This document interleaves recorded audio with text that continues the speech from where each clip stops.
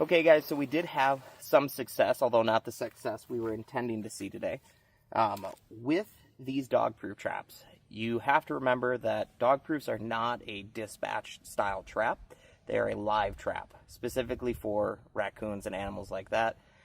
When you are a red squirrel and you put your whole face inside of that said trap, it is no longer a non-dispatch trap, as you can see. So this little guy did not have as great a success grabbing the trail mix out of the bottom. For the bait on these, we did use a mixture of trail mix and some grease to kind of help them kind of smell it and get attracted to it. So it is kind of nice to see that we do see things coming at least to the traps. So guys, we have a couple other traps out here. Did set this one up for muskrat houses. There's a pretty big explosion of muskrat houses in this area. Haven't seen this many in the last few years, so it's kind of nice to be able to see them coming back. There's a pretty big culling of them historically in this area, and the population's now starting to kind of recoup itself. So it does look like we had some possible success on this one.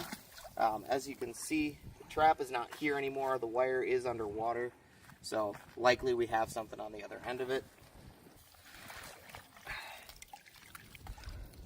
Does look like we got him by the foot, which is what we want to see. Ended up being dispatched. Decent size, not massive, but good representation of kind of what the muskrat size looks in this area. Get you a little bit better shot here. He will fall away.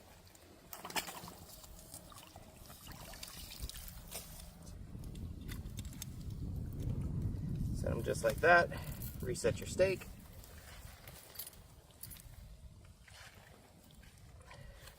Do it. Off to the next one.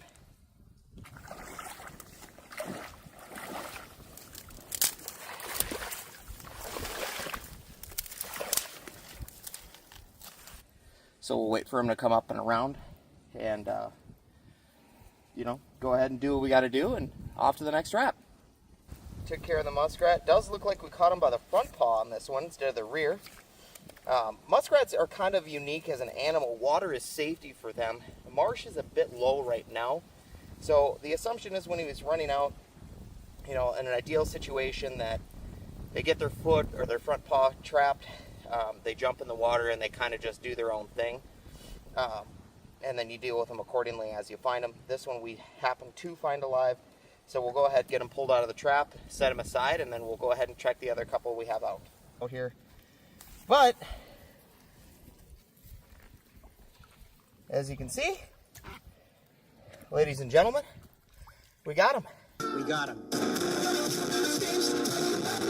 So again, a little bit smaller on this one.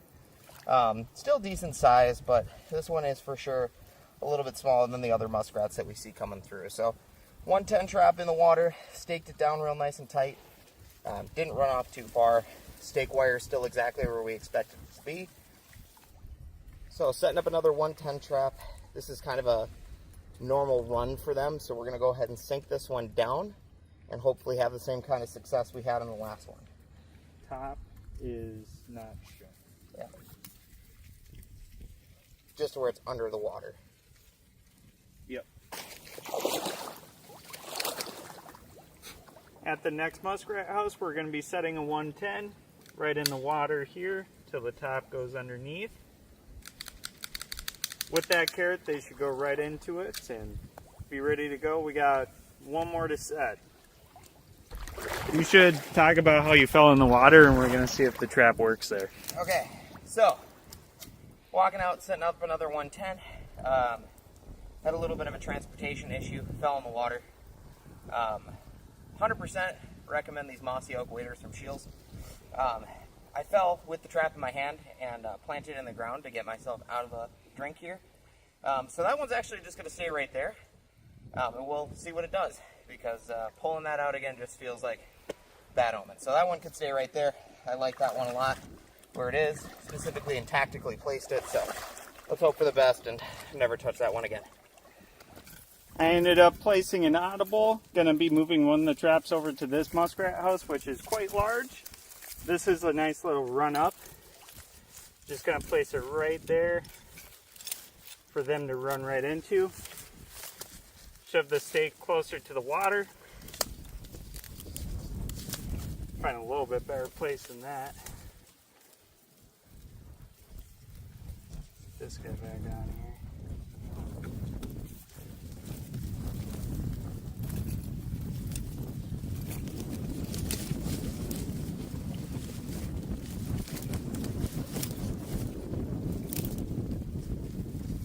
Just like that. That way when they run up, this is a nice little island. They might be using it to eat and perch up a little bit. Sometimes they don't like to go inside, they like to stay on the out. So, new muskrat house that we're setting this one. Forgot the decoys in our boat outside, so we're going to bring those in too.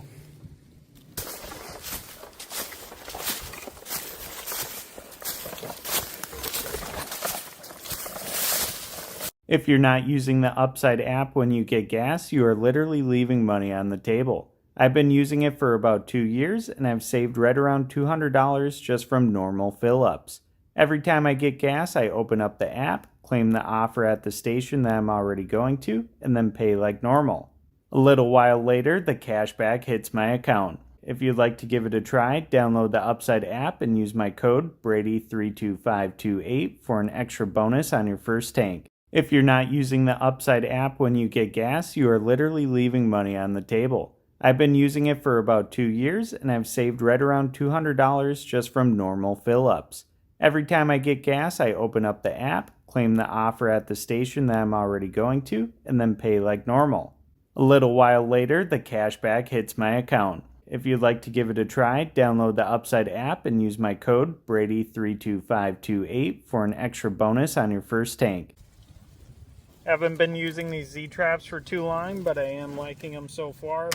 The nice thing that I'm finding out is if the trap cap's still on them, then I don't really have to come up to the trap too much, because if the cap's on it, all the food's in there, all the food that I'm using isn't going to really mold or go bad in a rain. And you know, that's just nice. I get to walk right past and not, you know, waste that extra minute, 30 seconds. Some people worry about scent. Raccoons, I don't know, they don't really care, I don't think. Because this is all food, they're going to come eat it. Granted, the mice might get this stuff, but at least the stuff in here is going to be perfectly fine. Still some openings so that scent can get through. Let's go get the other one set. Rad trap number 2, we'll set this one real quick. We'll get that set.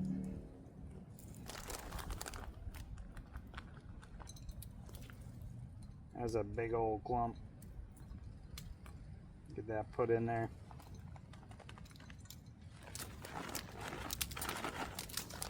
That should be good. Let's go move on to some muskrat trapping.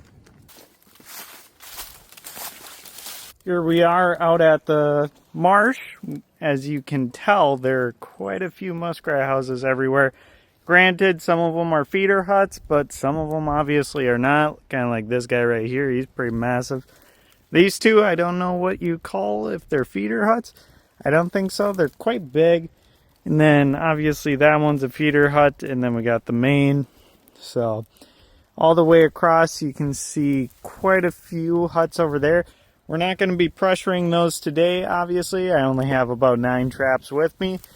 We're going to hit this side, and then once it freezes up, you can see some, ice trapping of muskrats as well for that part of the property. So let's go ahead and get started. All right, guys, we made it to the first hut. This one has 3 active runs going up the muskrat house to place stuff on top of it. But I'm only going to set 2 traps on this one, mainly because I don't feel like putting half of my traps on one house. Secondly, I think there's one that's not used as much, so I'm just going to use it on the 2. So in particular, let me get my shadow out of the way. We're going to be setting this one, which is a pretty major run, you can tell, which has a really good landing pad for the trap. I'm not going to set this one. Might come back to bite me, but there's one on the back side that I'd rather set a trap on. There's not a lot of duckweed on that side, and I think that one's going to be really beneficial, so let's get these set. What I'm going to need from my pack is I brought a stake just to help hold the trap where it is. I have a piece of wire as well, which we'll use. And then I'm going to grab one of the traps as well. This is a Bridger #1, brand new from Minnesota Trapline Products. Now, they're not a sponsor of the video. I tried, you know, they figured out that we're not cool enough for them, so it's kind of whatever. But who is a partner with us is Z-Traps. Be sure to check them out instead. They're pretty cool. This doesn't work as well in really deep water. These are brand new traps, so they're a little more sticky. And then right here you can see we're going to set this tongue right there on the trap to hold this up. I didn't do any pre-measuring or anything like that to make the traps perfect. Figured I didn't need to. Just like that, we got our Bridger trap. And we'll set this guy right here. We'll try to make a little bit of a bed for them. That way they run right up it. This I'm just going to put right here. It's aluminum wire. So kind of block them off and hopefully they go right there is the plan. Trap is now set. I got it staked up. Just going to push the stake a little further in so it's a little stronger than that. That doesn't keep me too confident in its ability. There we go. And then this guy will go right on their run, which is right where they're going to run up this run for them. This will just be used to kind of block off this side, so hopefully they go up the correct side. For the trap itself, we're going to open it up. Just like that. Flip the dog over.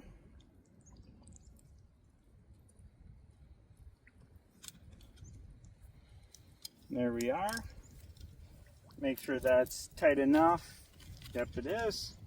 We're going to make a little bed because this one's not as quite as good of a landing as the other. We're just going to set it right there for them. So it's on a firm bedding. They're going to run into it, hit it, and get trapped. Alright guys, I set this one without you. I kind of forgot about it. So I set this trap right on this kind of wider run, but what I did in order to help with that is I just made a couple blockers on this run to kind of make sure that they run in that direction. So I blocked off the left-hand side, so they're going to have to run on the interior side, which I could probably even put this here. Just like that. You know, you want a pretty firm bed so when they push on it, it's going to push the pan down. I don't see too much of an impact. You know, that is the correct way to do it. This is a firm bed, but I didn't set it very aggressively. So they're going to run in, they're going to get caught, they're going to go in the water and get dispatched. That's the plan. So this is set, which will be right there. We'll get this tied off. We'll take the trap. This water is a little deeper, so it's harder to do it on my knee. As long as you just keep jamming your hand in there, the #1's not too crazy.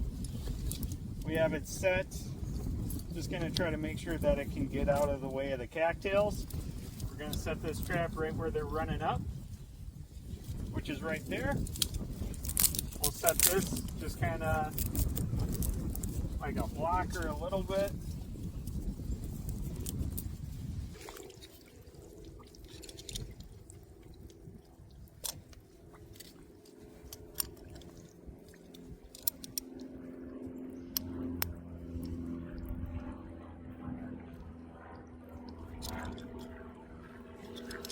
Trap is set.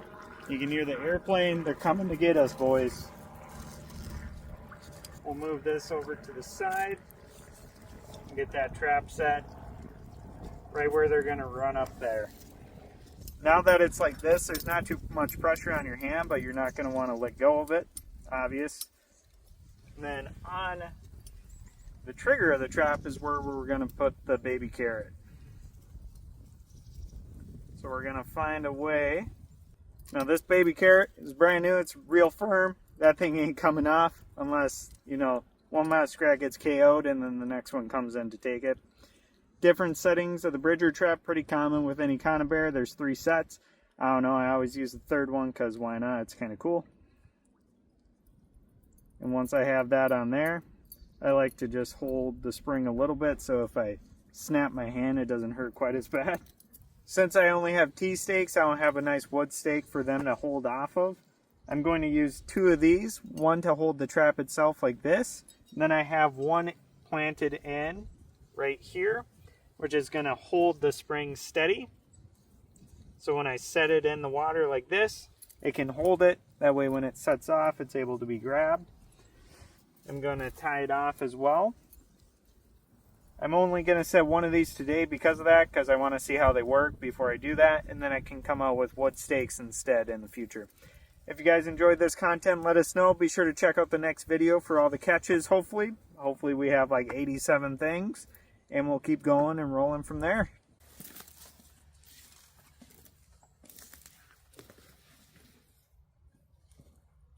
Alright guys, we're out here another day checking the trap line. The very first trap that we have, we do have an animal in here. It's a squirrel. I'm not really going for squirrels right now, so I'm going to let him out. Hopefully he doesn't bite me. And yeah, shows that they can even catch smaller animals that push against that trap and get caught up. So we'll go ahead and get him released here.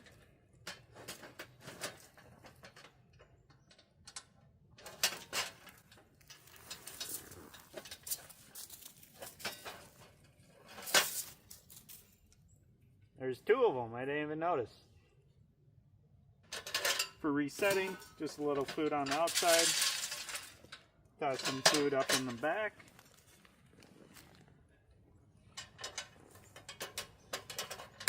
Because usually squirrels won't set this trap off because it's too big. There's a big lever in the middle. But now that there's 2 in there, it makes sense, as they probably pushed against each other when fighting for the food.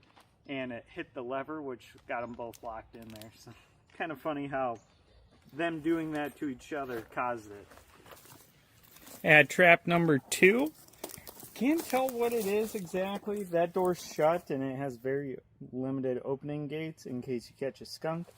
I don't think it's a skunk, but I can't tell exactly what it is.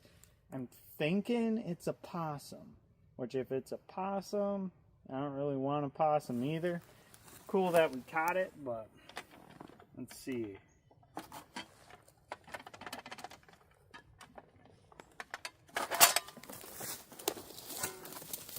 I'll just give it a second, see what comes out.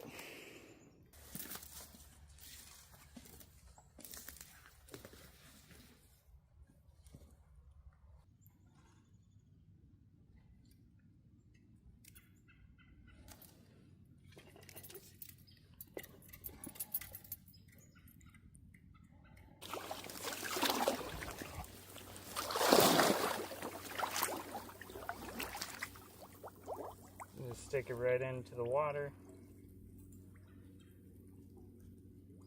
until the top's below it. Alright guys, we got another muskrat here in this same trap. It seems like they're not drowning themselves effectively here, so I'm going to give it a longer tie so it can go a little bit deeper and see if that helps. Anyways, we're going to dispatch and move on to the next.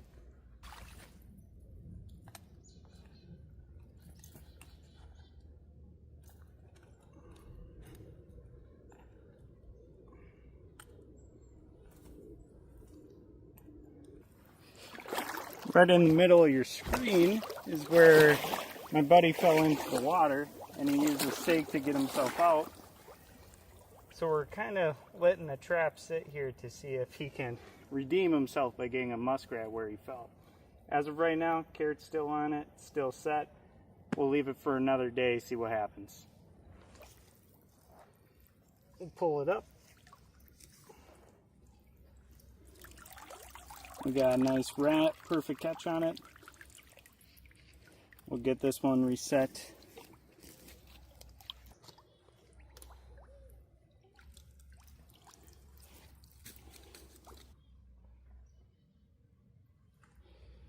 And just like that, we're going to set it up right in the same spot. There's this nice little pathway here. Granted, they can go around it, but we're hoping that the carrot is what entices them to come for the trap. And we'll move on to the next. Ending off today, we have 2 muskrats to bring home. Granted, that's less than yesterday, but we did catch overall more animals today with those 2 squirrels, possum, and these 2 rats. Muskrat just scared the crap out of me. Probably get trapped in this trap right here. With that being said, I think a lot of the traps have really good placements. Right now it's still kind of warm, so there's still a lot of food, so a lot of the dog proofs and stuff aren't working too well. That'll just take a little bit of time once the snow falls. And then for the rats, it's just time. You know, you just keep catching them where you get, and never said I was the best muskrat trapper, but trying my best to get better at it every day. And yeah, we'll leave all the traps. If you guys enjoy these types of videos, leave a like down below and also comment if you want us to go after anything in particular. Thanks for watching, and we'll catch you on the next one. Is that crazy or what?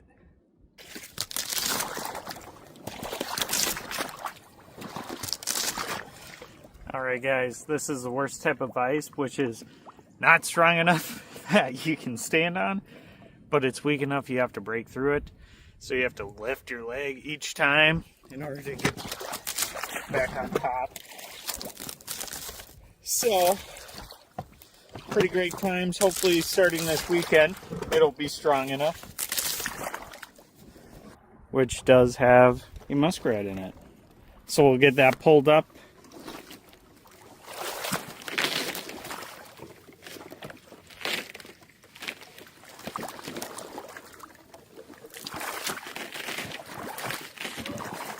You guys can see the bubble trail that they have going into these into these cattails.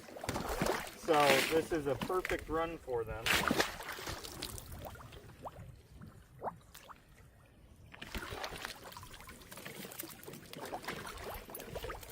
All right.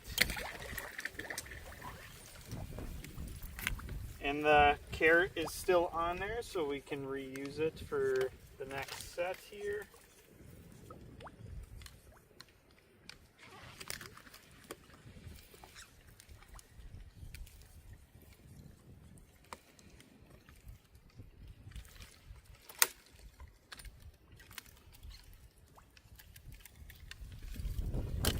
Not a crazy sized muskrat, but I'd say quite average.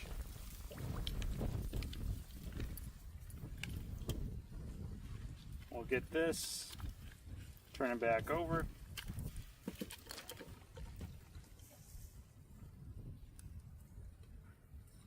Flip it over and toss the top on just like that till it's set.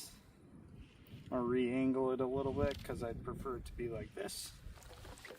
We're gonna replace it just like this, so when they're running this way they can see the carrot.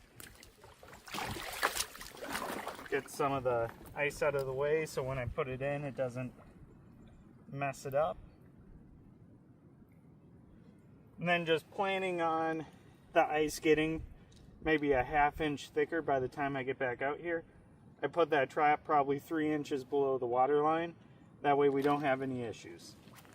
Now we'll move over, which is like 25 yards, but it's going to take me a couple minutes for sure to get over there.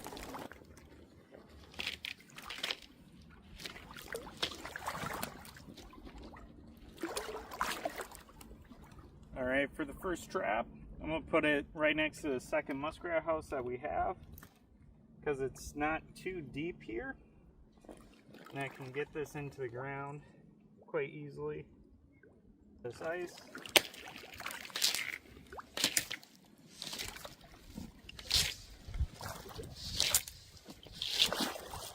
Till I'm directly in the run.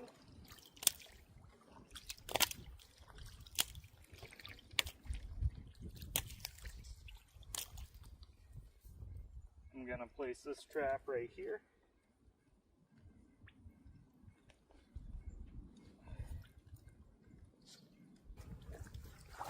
Alright guys, we are over here at the next conibear trap. I can't tell if there's one in here or not.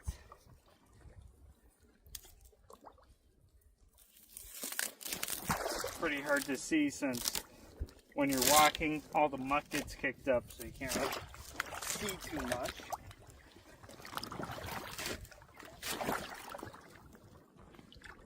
It looks like it is closed.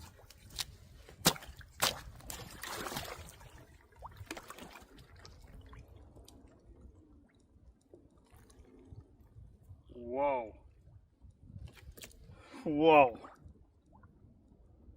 Is that crazy or what? It looks like he's still alive, so I'm gonna try to get him out as quick as I can. Making sure it's deep enough again that the ice isn't gonna freeze it up.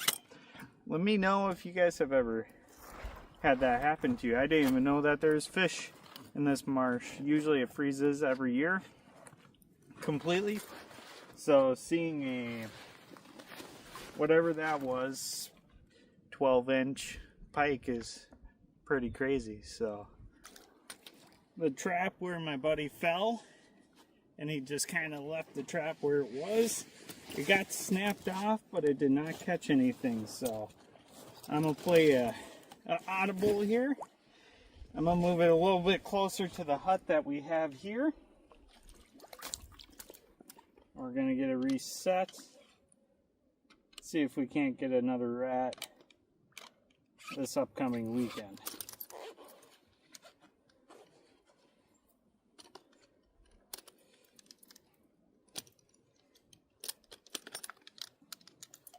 So we got the trap set.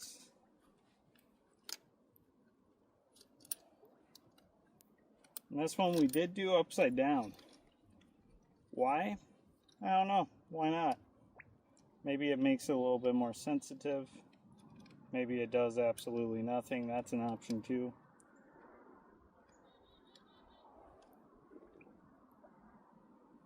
Like that, we got it set. This is actually a 120, not a 110, because I bought those traps. They gave me a trap for free, so I just picked a 120 to see if the bigger opening makes any difference. I don't think it really does. Why would it?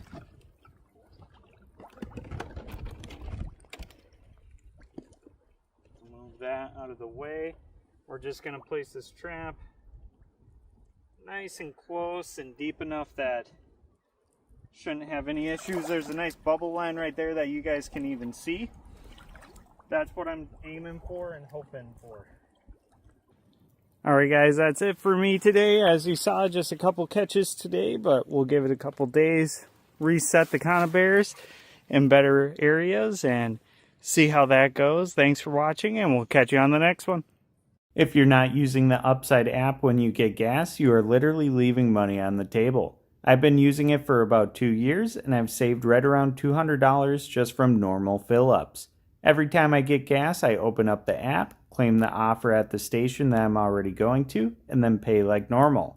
A little while later, the cashback hits my account. If you'd like to give it a try, download the Upside app and use my code Brady32528 for an extra bonus on your first tank.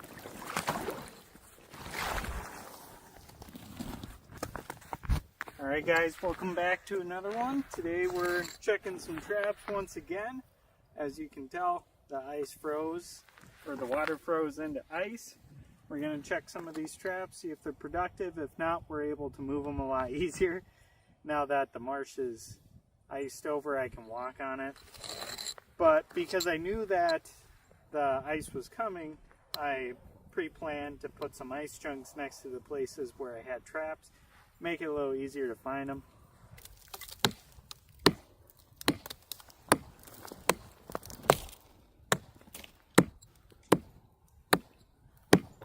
We didn't get anything.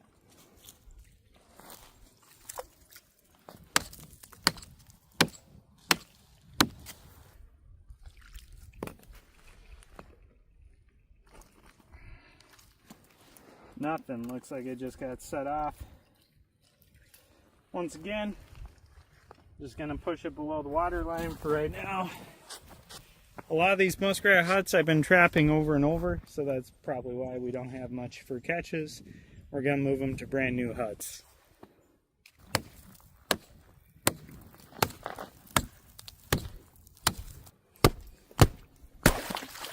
Alright, let's see how bad this trap is stuck in.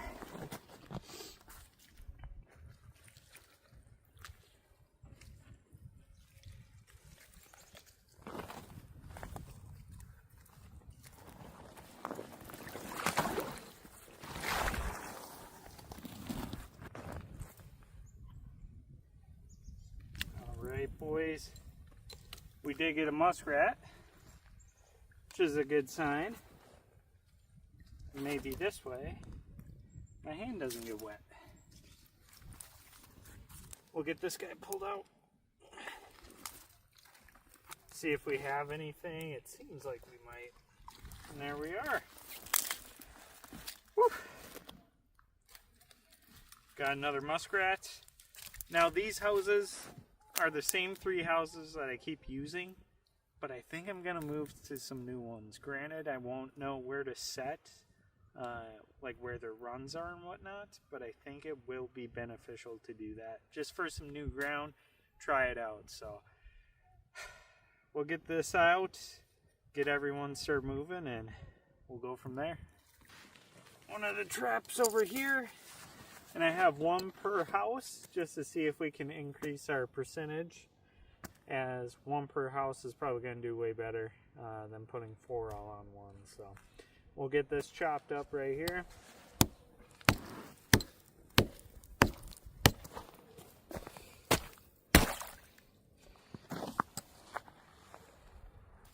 We'll get this guy put together here. Now, when they have ice on them, you gotta be careful, as the triggers might not sit properly. So you just gotta watch, make sure the one that you're setting it on is actually setting it. Just like that. This one's good. We'll grab our stake. We'll set them up. Though I kind of want them a little more like that. Perfect.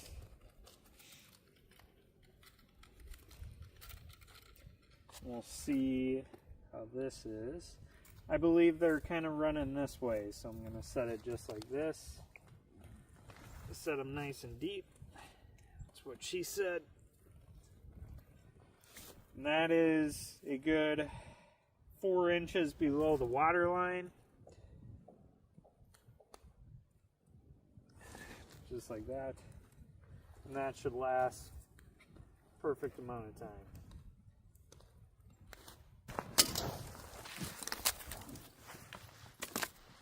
Now, am I 100% about this one? No. But we're putting 4 out. Pretty good chance something happens. I'm going to try to set them all up the same way, where the ice blocks are on the side.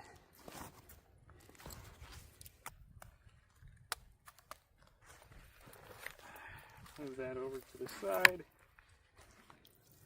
I'm not as confident, so I'm hoping when they run in front, they're seeing it. So I'm going to put it in this direction because of that reason.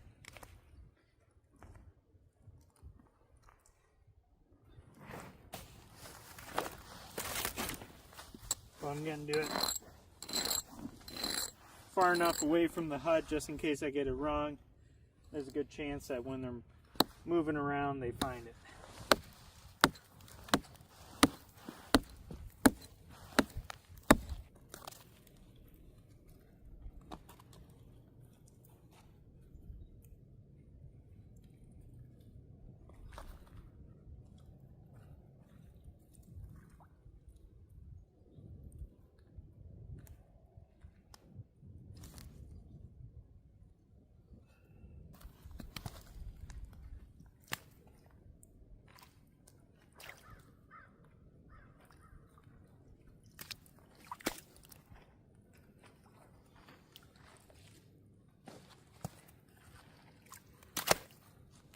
And kind of interesting, all the ice is in 2 stages where it froze normally, and then all that ice on top, which just is really bad ice. You wouldn't want to walk on just that alone. Granted, I know that this is probably this deep, so I'm not too worried. Worst thing is I'm going to be really cold as I run up there, so. We're going to put these guys up. Then maybe I can see it coming out.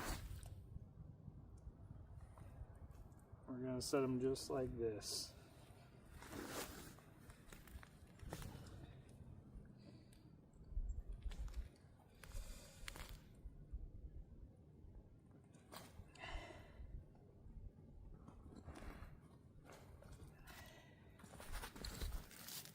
Alright guys, that's the end of today's video. We got 2 muskrats, pretty big ones. Will I say that's a success?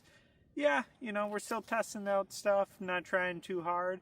Just enjoying it as we have a lot of muskrats to go, so not too worried. But if you guys did enjoy this video, be sure to click like and comment down below your favorite type of trap. And thanks for watching, and we'll catch you on the next one.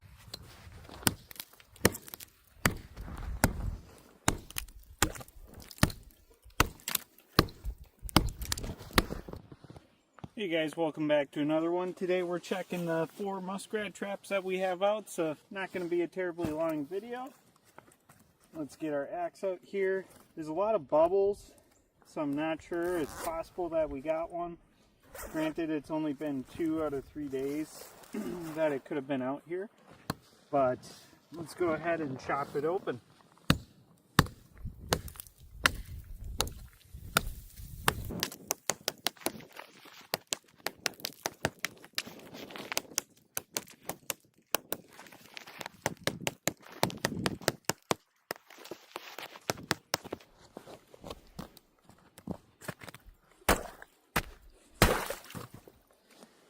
There we are.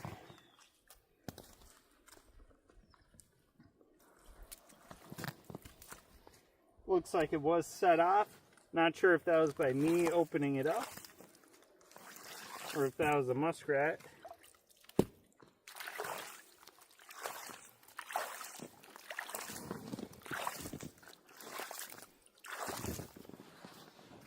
Either way, we'll get it reset here, get some of this ice off. Try to get some of this grass off of here. It is possible that this could be a dead hut, but there's nothing in it.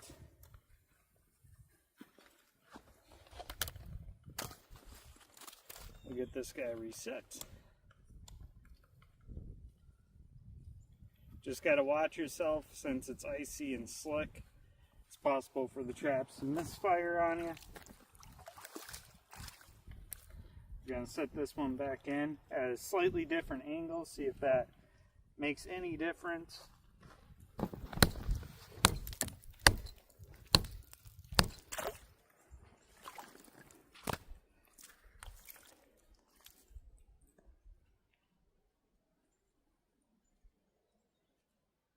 This one does feel like it is sprung. Just feeling it underwater. But nothing. So that's possible. It could have just been me setting it off.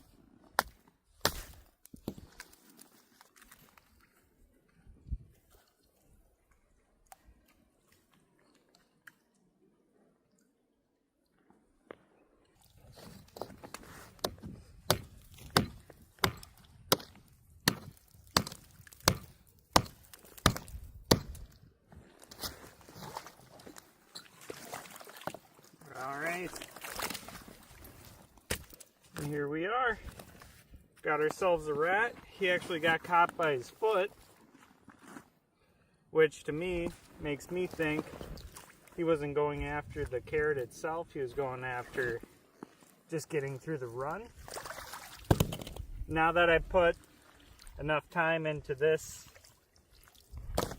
hut, I think I'm going to set 2 traps, because this is definitely wide enough to set 2 traps in now. Alright, here we are, we got another one, boys. And that's why he was hard to take out, is because he was partially into the ice. Now you don't want to break off all the ice. You want them to kind of de-thaw a little bit. It makes it a lot easier. This guy, I don't think he was there for too long either. But we'll get him out. Another 2-rat day. Can't complain. And voila. We'll put him back in the hole here.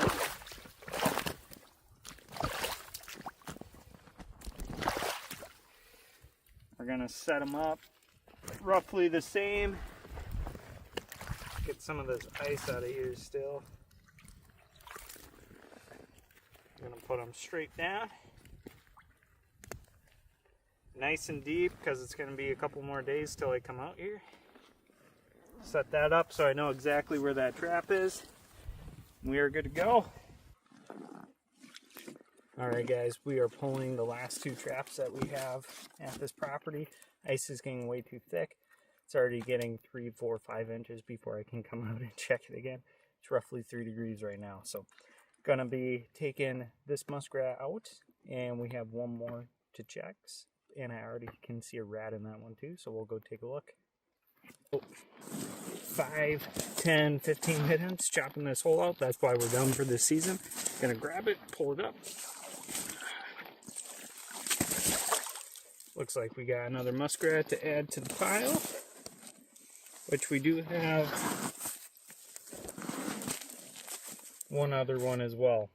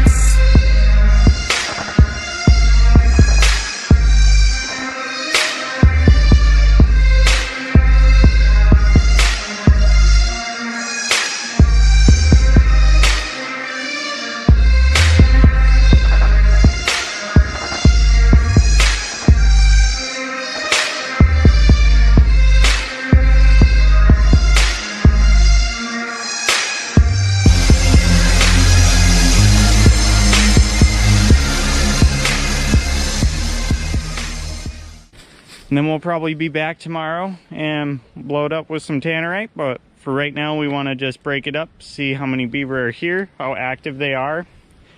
So it runs from all the way over there, all the way around here, all the way back up to there. So really large beaver dam. We're going to do our best to break a couple holes in it at least, and then we'll be right back. Hey guys, so we just got the dam all broken apart. As you can see, running smoothly, almost making no noise, so you know that we got most of it out. Hopefully we'll see if the beavers come along and fix it up, since their whole dam, or their house, was actually covered in duckweed all around it. Very hard to find the suts, and the water was too high to use even gauntlets to get it down there, and it's pretty chilly. So we decided to go ahead and break a nice big hole in the dam to lower that water level enough that we can actually go in and set the 330s around the house, and also see how much the population is here, as we're not sure if there's just 2 beavers or if there's more. Obviously if they fix this overnight, there's more than 2, but if they don't fix it, then there's probably not that many. So I don't know if you guys could see the difference in water level from before and after, this side versus this side.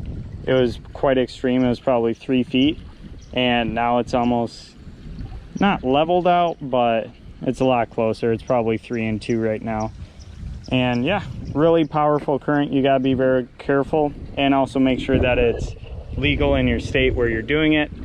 Depending if you're on public or private land will also determine that as well. So really check your regulations. This was completely fine, so we got this all broke apart. We'll come back tomorrow, see if we have anything else. Then we'll also probably go down there next time and see if there's a dam down there or not, just to confirm, to make sure that it's not flooding anything down there. Last time we checked, there wasn't anything, but you never know what can happen in a week. So yeah, as you can see, all the duckweed's flowing out, which will clean up right by that house nicely, and that is all coming down. So tomorrow hopefully we can see a really big water level change, as yeah, this log was actually underwater before, so it's not even in the water anymore. So we got one here in the DP at this barn. So the farmer has us out here trapping just to get them out of the barn. So yeah, just a nice medium-sized raccoon. We'll go ahead and get them out of here since the farmer doesn't want them here. So yeah, we'll go ahead and get that. So we got the raccoon dispatch. We're gonna go ahead and reset this trap here. Nice and easy. The wolf thing is still nice and deep, as you guys can see, so we don't have to do anything about that. And we'll see if we can find a hole for it. Get that out of here.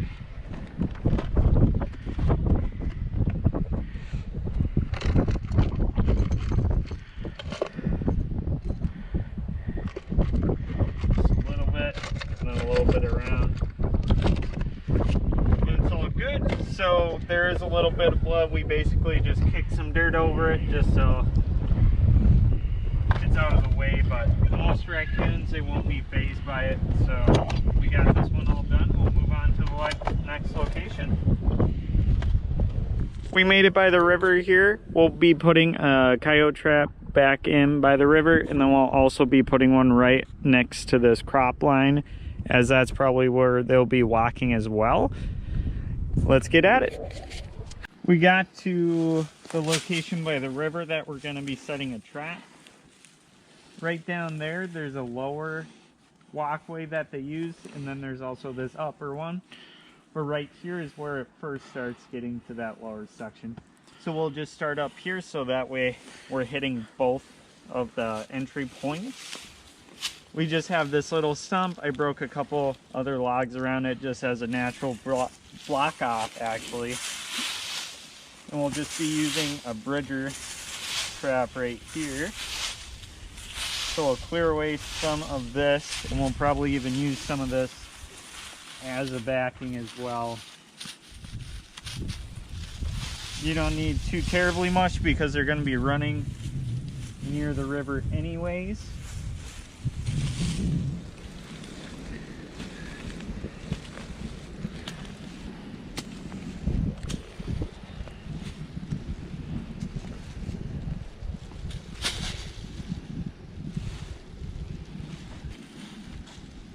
And then now that it's not going to be freezing or anything like that, we don't need our wax dirt, so makes it a little easier where you don't have to lug out quite as much stuff as to before.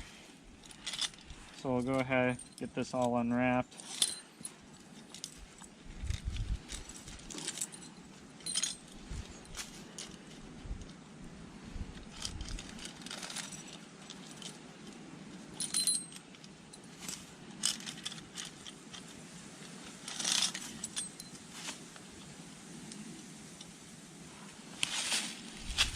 Go ahead, grab the little thing here.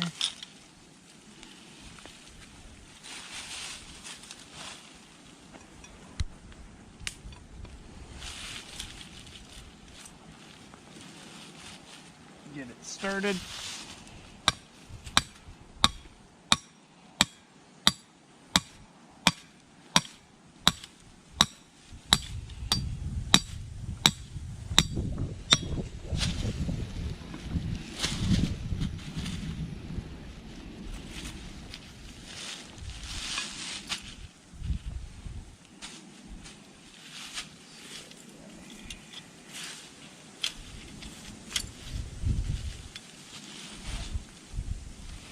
Use your knee to open it up, makes it a little easier. flip it open.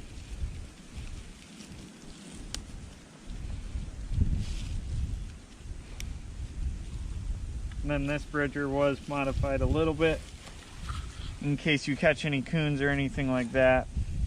A little more soft catch with a little bit of rubber on there, just to make it where hopefully they don't chew off. Also helps with coyotes as well. Nice big trap, heavy duty. Nice amount of chain. We'll go ahead, pound our hole for the chain. Just like that. We'll see where our trap sits here. See if we like it or not. So it's pretty good. It needs a little bit of dirt. I'll pack it down.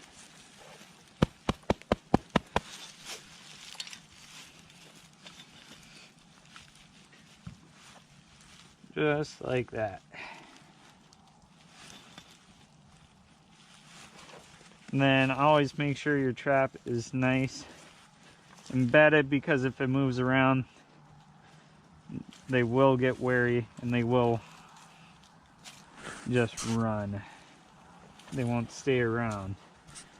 So we'll go ahead and get that all packed in all around. Also leave down below what kind of traps you guys like to use. You guys see me use Montanas quite a bit. Just really easy traps. I also like the bridgers. And we'll go ahead and see what else we got here. And I'll actually use the Wolfang setter to dig my hole. And I'll put it right next to this stump so it looks like something's been digging. And make it nice and deep. So they really need to get in there.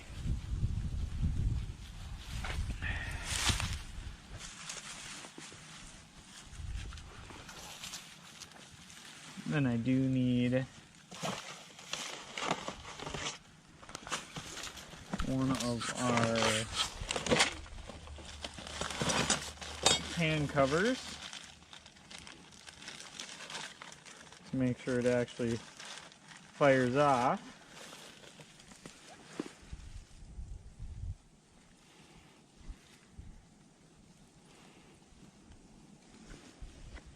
Not too worried about scent.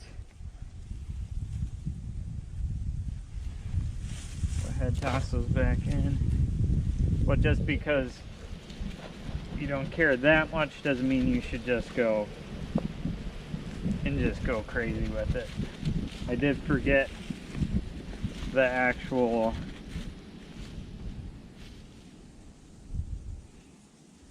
sifter back at the truck. So we'll just work with what we got here. With this being such nice and dry soil, it makes it where you can basically do it on your own. Just like that. We'll go ahead, put some of this dirt up here, make it look like something's been digging. Basically you want it to look like something's been trying to hide something. And we'll go ahead and use the wind to our advantage, get some of those leaves on there. We'll actually move this log a little bit over like that. So we're most likely going for probably the right foot because they're going to be coming up. The hole is off center there. We'll go ahead, mix that up a little bit. So we're actually going to put a little bit of a mixture of stuff on this one just to test out some stuff. We'll go ahead and use some Fox and Coyote number 4.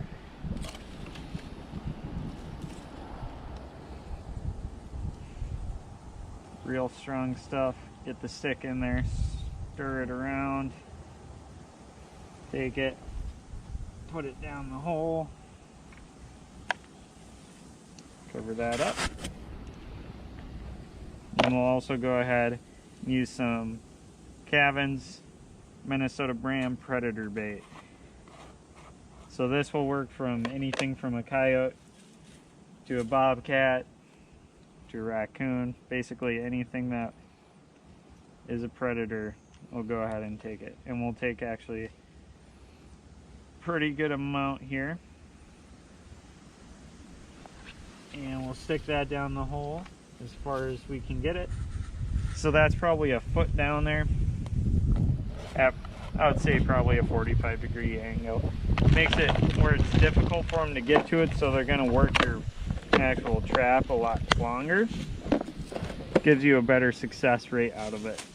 So I'll go ahead and get all the stuff out of here so you guys can see what the set looks like once we're finished. Just kind of brush it up a little bit, move it out.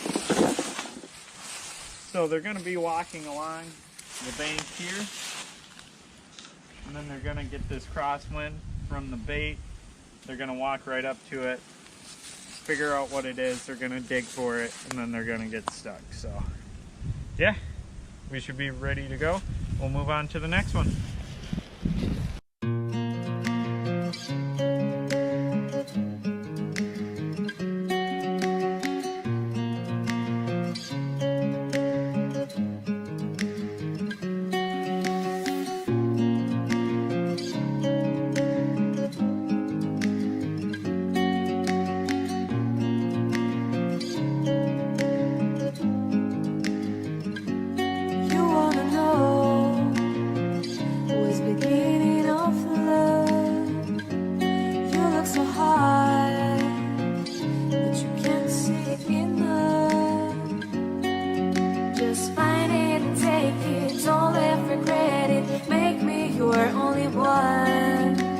Choose it, don't lose it, don't let confuse it. Only then you'll be God.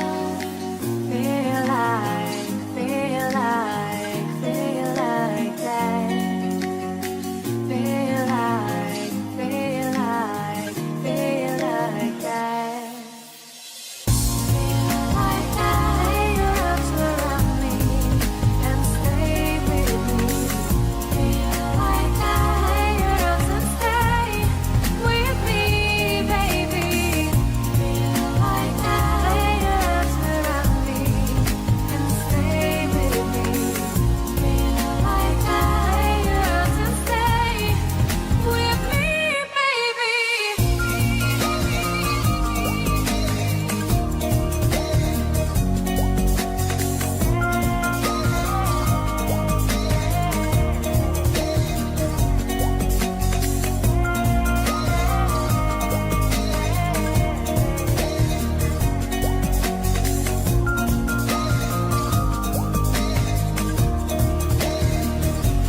Throwing aside, I can't wait to start. You should call the police. Now I even can breathe. You love me and hate me, true me and false me, make me your shining star. Giving, receiving, changing, believing, only then we could start. Feel like that. Feel like that. Feel like that. Lay your arms around me and stay with me. Feel like that. Lay your arms and stay with me, baby. Feel like that. Lay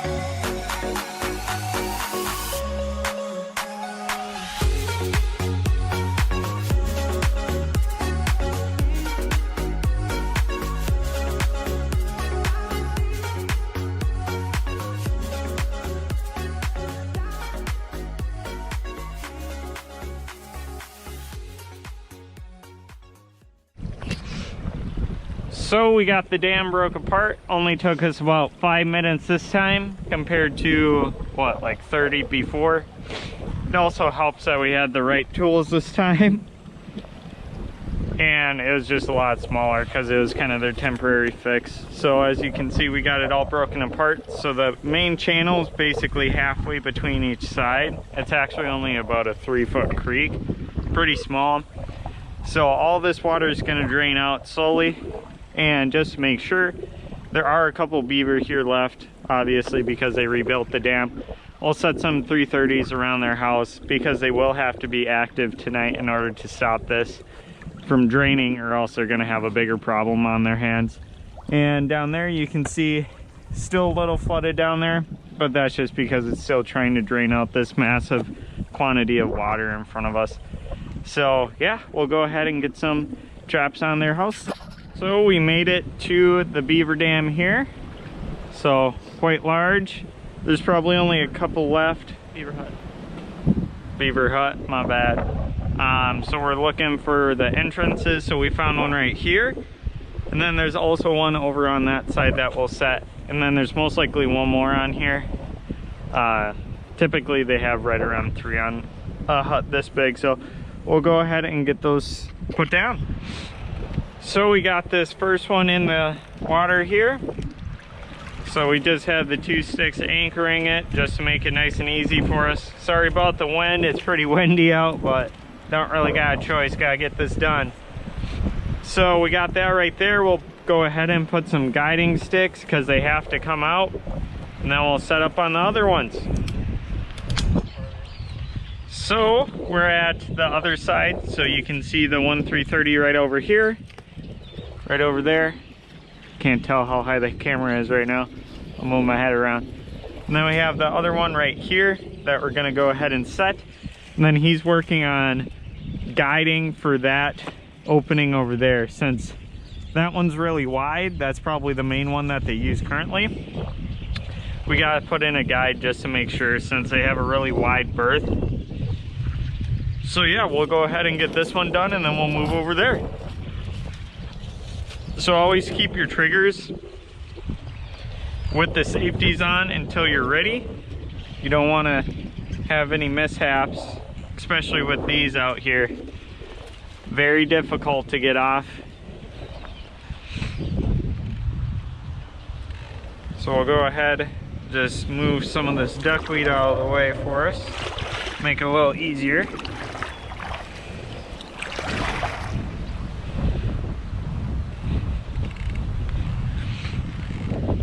Go ahead, stick that stick right down. And then there's so much debris around, it basically funnels them on its own. So we actually don't have to do that much funneling. And then we'll go ahead and tie off here. I just use a quick link on the 330 chain, since whatever goes in here most likely isn't going anywhere. But you always want to make sure you aren't going to have any problems. So we'll go ahead, see how long the chain is. It'll work perfectly fine going through one of these. We'll go through this one right here. Wrap it around. And then tie the quick link on. Just like that. And it's pretty cold out, so kind of starts to eat away at your hands. It's supposed to warm up in the next couple days, go up to 50. Right now we're working with ice conditions, so kind of slows us down, but we should still be able to get this done. Hopefully we have some beavers tomorrow for you guys. And then we'll go ahead and figure out where we want all of our stuff here. I'll move that stick off to the side.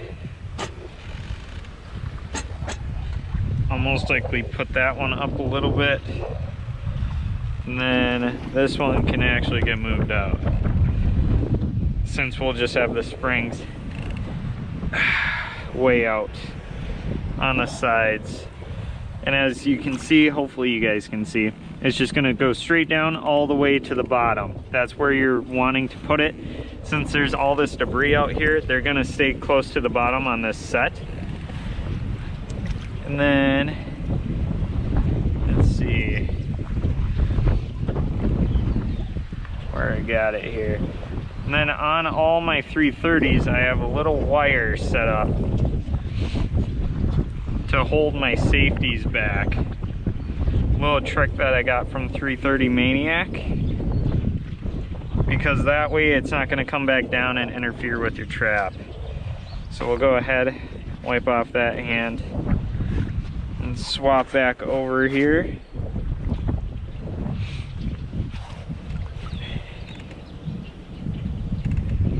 We'll find our wire, which is right here. Clean that off so we can move this down, just like that.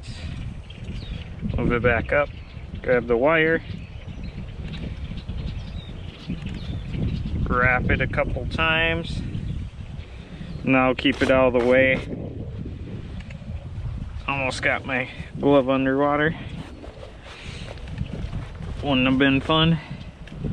And then now it's set, it's ready to go, so you gotta be ultra careful here. So we're gonna move everything out of the way that could possibly set off this trap. Because as much as I like catching things in these, I don't feel like getting caught in one of these or having to reset one out here. So we'll go ahead, send it all the way to the bottom.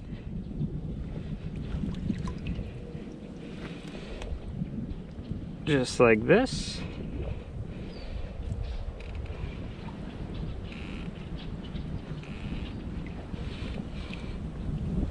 Re-anchor that stick.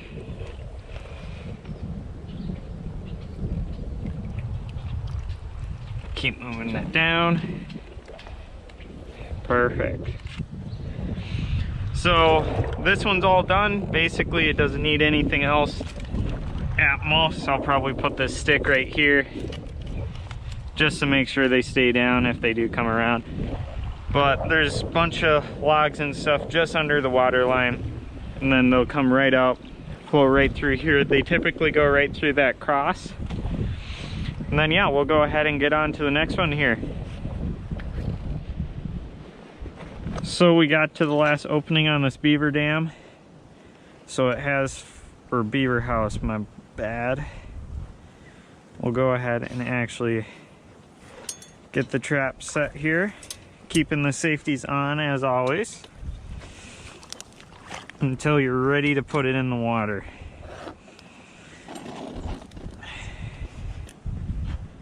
So I just use my knee, put it against an object, slam it down. I always use the first trigger spot, but I don't think it really matters. We'll go ahead and move it up, because I know I'm gonna want my springs up quite a bit probably. Walk on over here.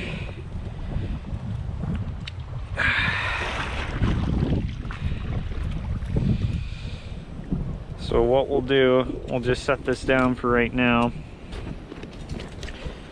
We'll find something nice and sturdy to tie this off to, or something nice and heavy like a big log. Set that down. Take this. I forgot my quick links for this one, so that makes it nice and fun. So we'll just go ahead, tie some granny knots. Since whatever's going in here most likely ain't moving, but at least this way you're able to spot them.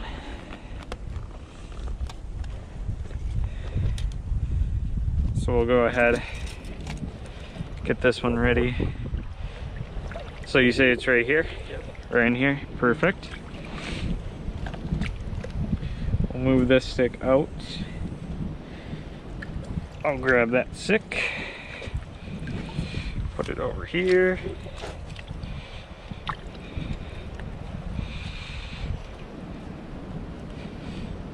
Alright. Give myself some line. Make sure this is where I want it before I take my safeties off. Gonna actually flip that around.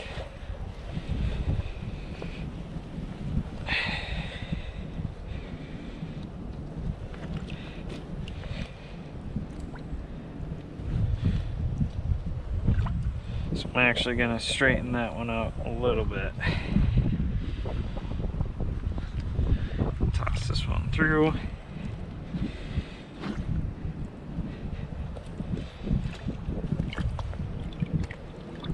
So that'll work. But I'm pretty sure that's deeper than I can go with my gloves. So we gotta bring her back up. And take off the safeties.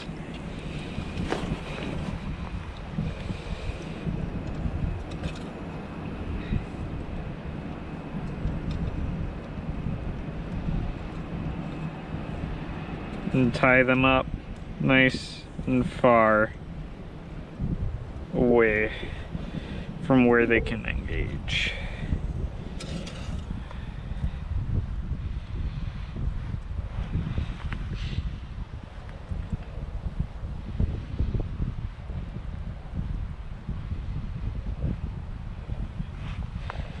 Perfect.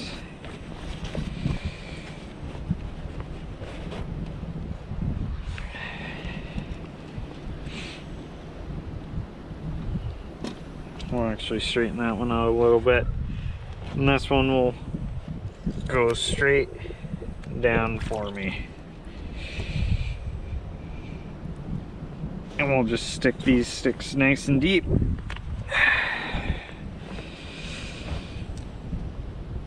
So this one actually has a natural barrier for it. So we actually don't have to put anything down. So there's this huge tree that they timbered to make into their home. And it comes right down, right underneath water level right here. So they actually swim underneath that log to get inside. So yeah, this one's all good. Those are just the 4 traps that we'll be putting out today for them. And then we'll also be walking through here, breaking this ice since we broke a hole in the dam. Get all this duckweed out of here, and then hopefully tomorrow we're actually able to see exactly where the runs are, even though we're pretty confident this will just confirm that. So we're back out here at the beaver dam, just taking a look. So we broke this out 2 days ago, and then yesterday it went down far enough that we're able to put some 330s by their hut. And then left them overnight. We haven't checked them yet, but it does look like they somewhat fixed it this time, but not nearly as well as the day prior. So that makes me think that there might be something in the traps, or it just was way too hard for them this time. So we'll actually go ahead, break this apart probably the last time, or maybe one more time tomorrow, and hopefully we got them all. So we got it all broke apart here, nice and wide, just like it was previously. Flown real nice. You can see all the duckweed getting flown out. So we'll go ahead and go check the beaver traps and see if we got any. We got up to the beaver dam, and it looks like 3 traps weren't hit, and then it looks like the last one was set off, but nothing was in it. So we'll go ahead and get this reset, and hopefully we got something tomorrow. It looks like they did go ahead and fix that dam breach, so we'll actually go ahead. I'm tired of them fixing it. Hopefully we have one over in the traps. I haven't checked yet. So we'll go ahead, make a small opening, and we're gonna put a TS85 in there, foothold, and just try to get this done with. So we'll go ahead and make a little cut into that dam over there. Try to keep it small, so hopefully they go back in there. And then we'll go over and check the traps. As you can see, all of this used to be underwater here. No longer underwater. Most of these trees are back on solid ground now, actually. So we'll go over there and check and see if we got any. If not, I might even make a second dam breach and put a 330 breach set over there. And then hopefully I brought some muskrat traps. We'll go ahead and see if we can find any muskrats to go ahead and trap. And it looks like we do have some raccoon tracks. So that'll be something later down the road. I didn't bring any here, sadly. I set them all up top. So we'll go ahead and we'll get started on this dam breach.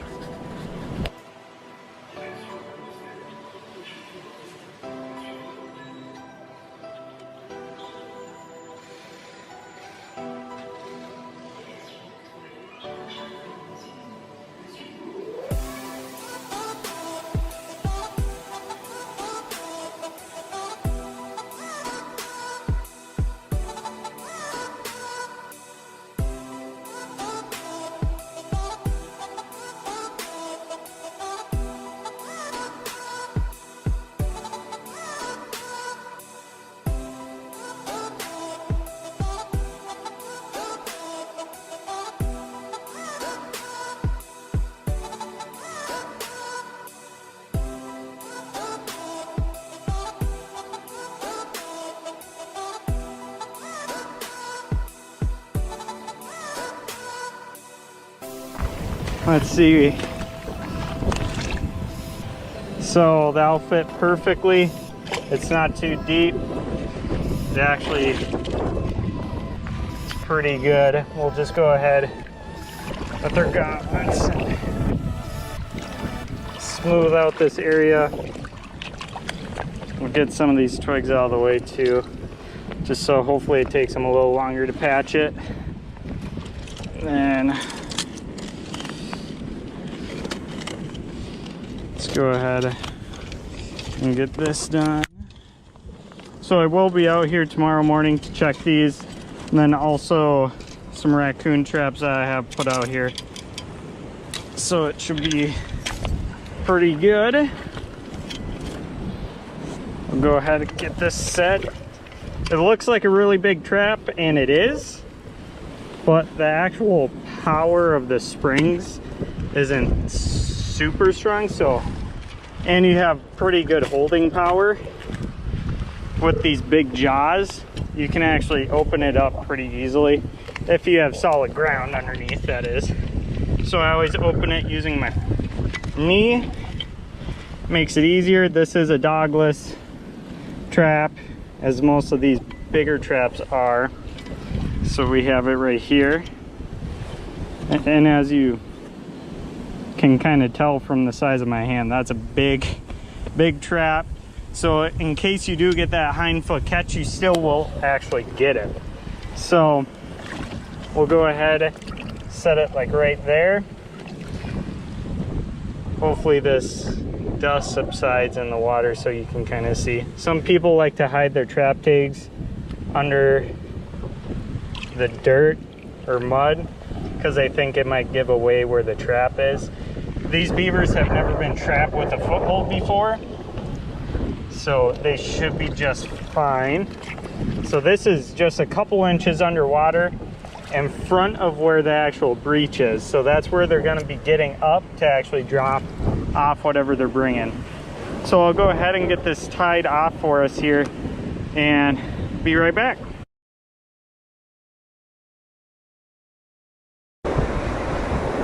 It looks like the foothold trap we put out is still there. They didn't fix this at all.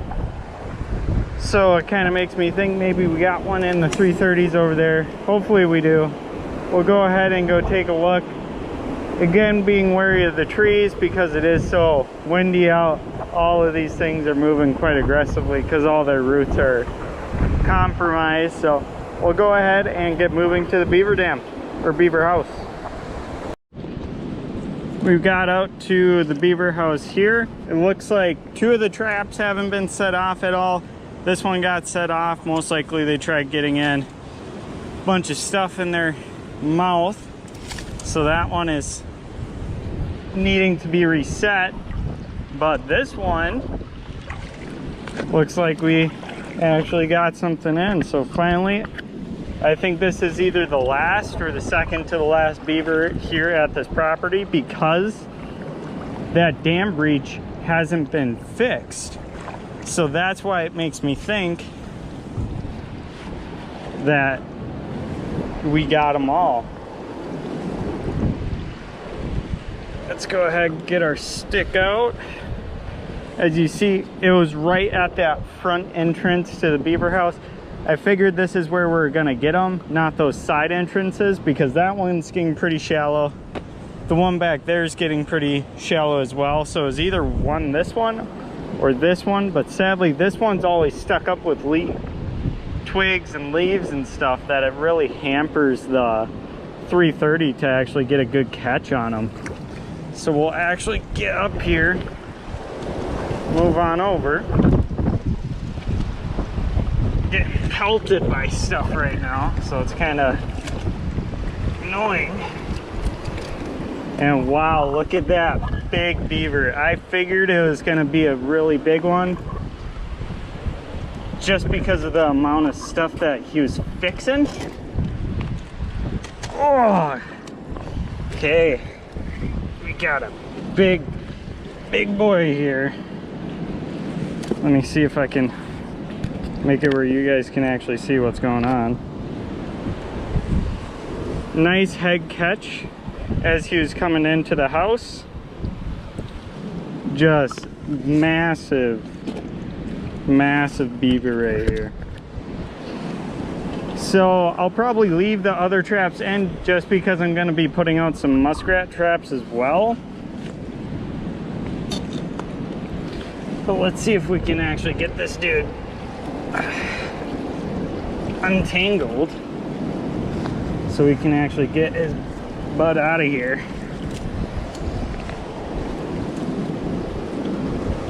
Okay, there we go. Gonna be a nice fun haul back to the truck, that one's for sure.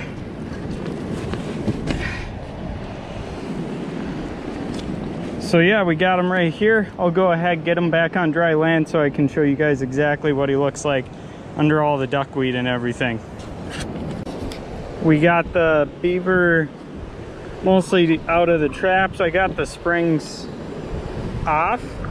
So what I'm gonna go ahead and do is get it off of his head here. I'll go ahead and reset this one. I was gonna put out a H-stand one over on this side over here, but I'm kind of deciding against it right now. I'm pretty sure this was the last guy in here, but I'll leave out these traps since I'm going to be putting out some muskrat ones anyways. But I'm not sure if I'm going to put any muskrat ones out today just because of the weather. It makes it really difficult to make sure you get out here quick enough so their fur is still good. Since it's like 70 degrees, I might have to wait until next weekend to do it. So I'll probably go ahead, get this guy back to the shed, leave most of the stuff for the muskrats out here, and then I can go ahead, next time I come out, I have all the stuff already prepared, ready to go right here, and all I have to do is set it out. I think that's gonna be the way to go, because I'm gonna need to check this next day when it's this hot, or else that fur is gonna go bad on me. So no point in wasting it if you don't need to. I'll go ahead, get this guy back to the truck then. We just stumbled upon this one. There's a nice channel here from the beavers that we could go ahead and put a H-stand 330 on. Hopefully tomorrow I'll remember to bring it and we can go ahead and set it right here, since they should be using this as pretty good travel way. If not, might get an unlucky muskrat in there, but should be pretty good nonetheless. We're moving out to kind of this main area. This was actually just a little grassland field prior. This whole area, it's just crazy what it got turned into because of these beavers, which it turned it into quite a duck habitat, but it's kind of wrecking the deer area around here. And that's kind of what the farmers want back. So, well, at least this particular farmer. Not all farmers want them back. This used to probably be waist deep prior to breaking that dam in the earlier video. Now it's obviously knee deep, maybe. And we're about to lose our wind cover of all the trees. And what I'm looking for right now is basically just super easy sets that I can put out here. I actually have the truck parked up there, and I usually walk down here. So it'd be even better if I can have a kind of a straight line from the truck out to here with traps all around for muskrats on the way, and then I can pick them up on the way back. And this is all still in pretty decent water level. So we have one right here, and then we kind of have a smaller feeder that they're starting up over there. What we'll do is get up to here, see where they're kind of ramping up.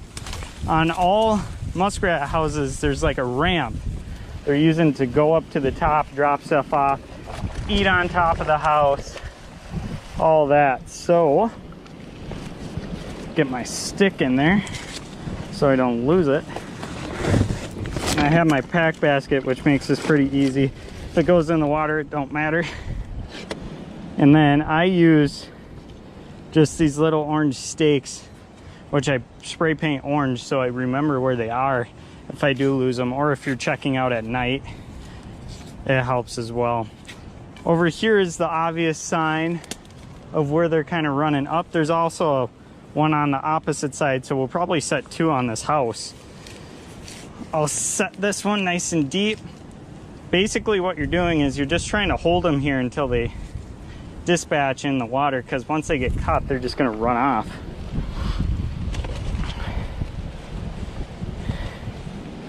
So we'll get our gloves on here.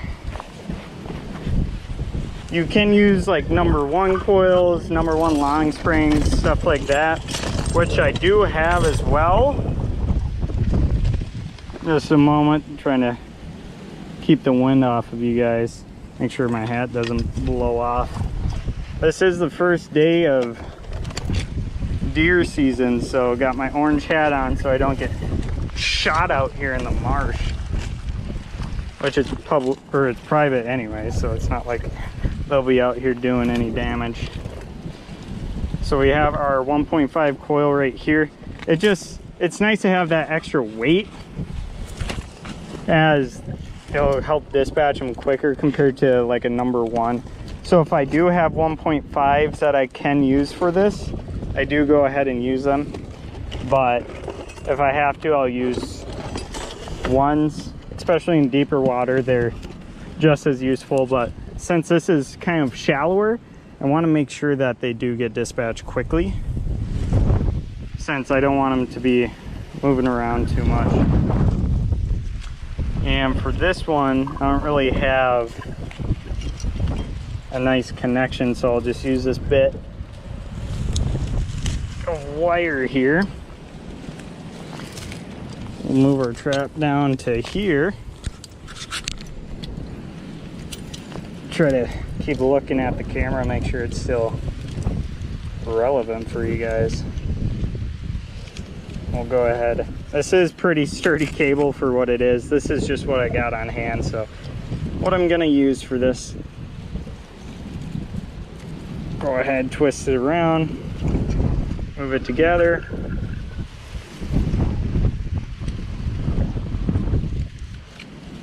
Just like that.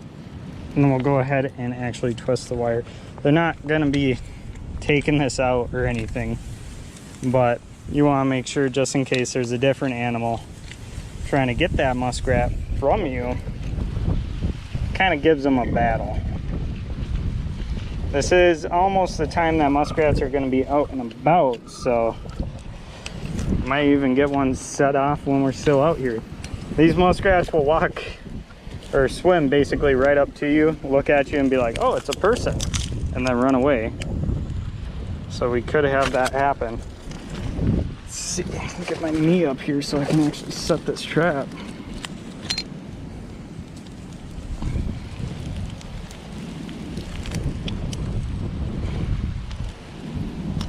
This here.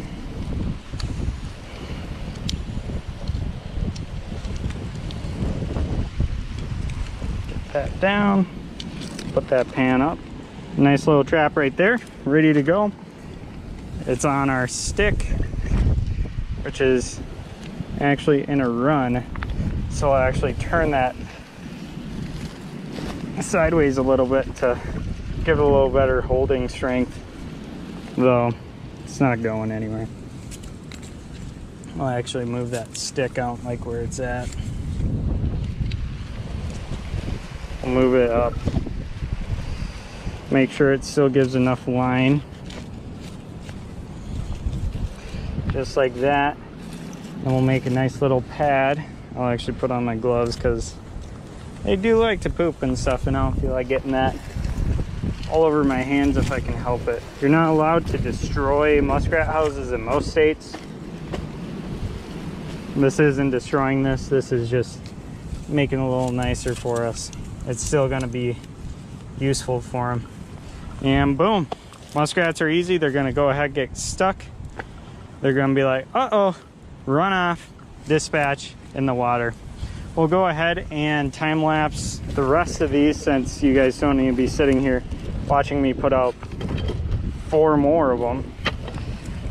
And yeah, if you guys have questions, let me know.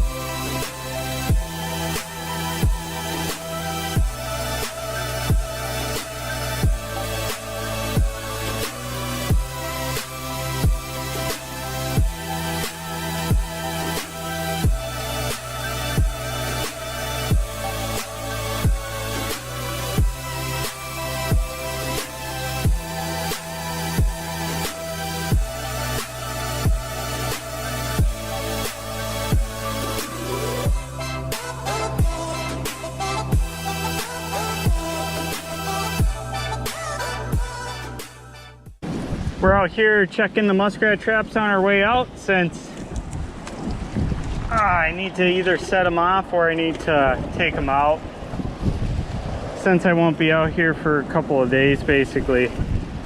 And it looks like we got one right here in that very first trap that we put out. So just a nice size, not too big, you know, just an average mill rat. We'll go ahead, toss this buddy right up there for right now. And with this, I'll actually go ahead and reset it, since I'll actually come out anyways. Making the executive call because that water is going down. I don't have all the time in the world to get these sets and make connections, so I need to do it while I can, because that water is going down, because that beaver is no longer going to be able to repair those brakes.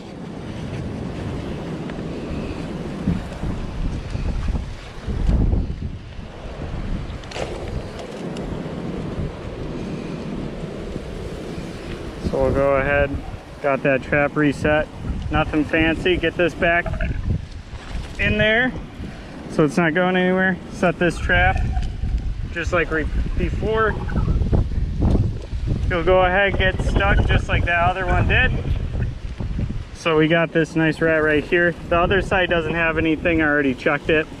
We'll go ahead and move on to the next house, see if we got anything over there. So we're here at the next set for the muskrats.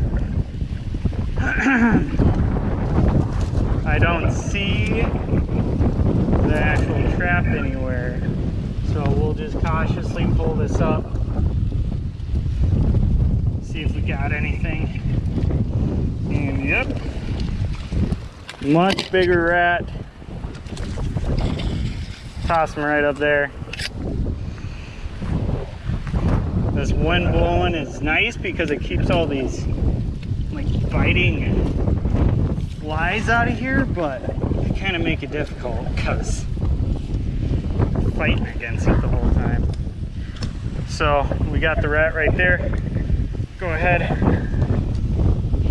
get this trap reset for us.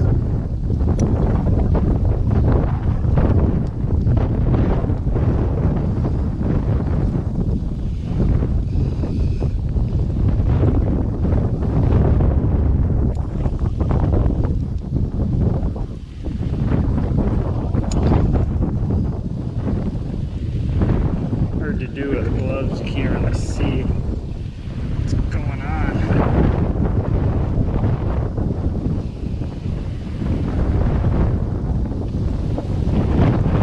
So I'll actually take them off so I can actually see. The gloves getting in the way of the actual dog. Open it up here, flip that around. Take this glove off. Some traps are a lot easier to set with gloves on. Victor's not so much. So we got that. We'll set it right back where she was. Rinse and repeat. Hopefully get another. Get my gloves back on before they get too wet.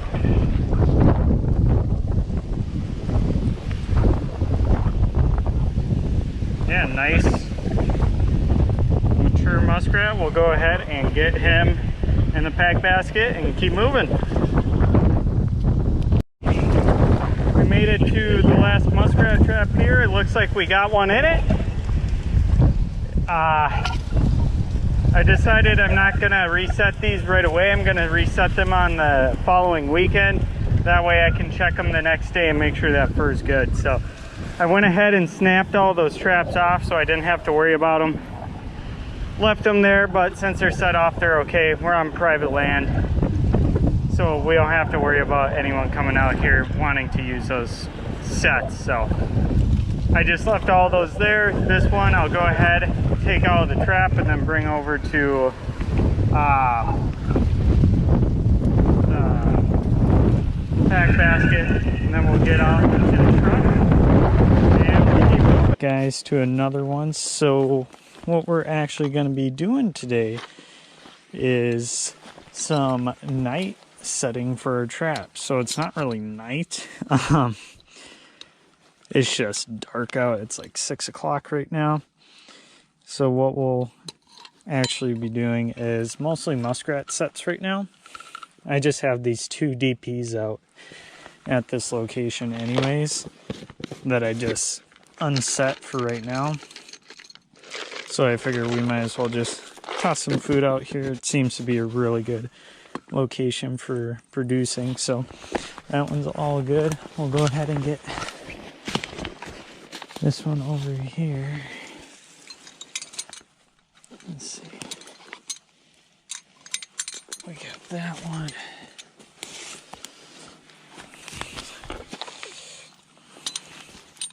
Make sure it's still nice and tight. Not a problem. This one is actually a push or pull, so just a little different. Actually don't remember leaving this trap here, but I guess we did. So just toss some of that. It's just some dog food mixed with bacon grease and cat food. We'll go over here to our last one. So I actually just have the 3 DPs out here. They've been out here for quite a while. They're not getting harmed in any way, so private property, not having to worry about anything makes this real easy. I'm in my waders right now, so they actually have a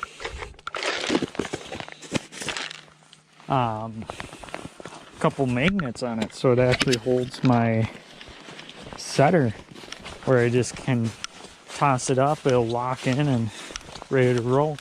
So I'll go get the pack basket of muskrat traps and we'll go ahead and get those set along with the ones that are currently out there right now. This is the weekend, so it's a Friday.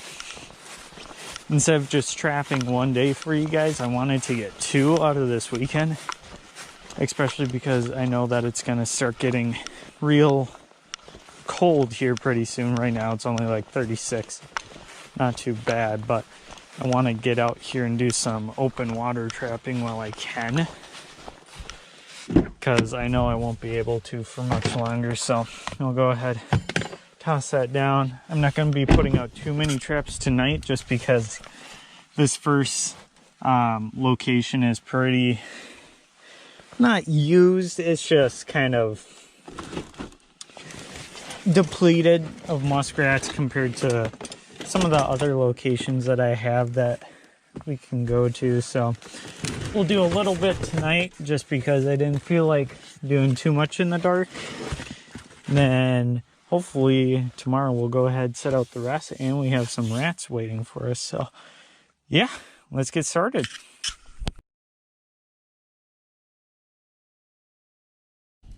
We're out here just gonna put a couple traps out before we go check those muskrat traps that we put out yesterday. And we're at this stream. We're gonna go ahead and set a dog proof on each side of it, since raccoons like to travel both ways. We're gonna keep it off the trail because there's still deer hunting, so they'll still be driving through here, so we don't want to be in their way or have a trap get run over. So yeah, we'll go ahead and get these in the ground and we'll go ahead and get to the muskrat sets.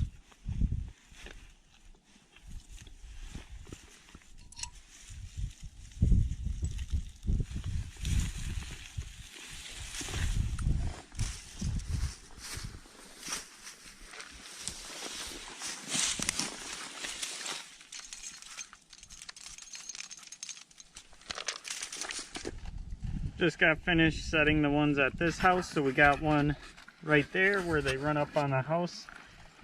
And then we have this one right over here that they actually run along. So both of these are deep enough water. This one I moved a bunch of muck out of the way to make sure. So 2 sets on this house.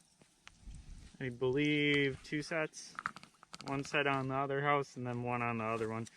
So we'll move on. I believe there's one over here at the peak, and we'll put some sets out at that one, and then we'll kind of see where we're at for that. So we'll just keep going.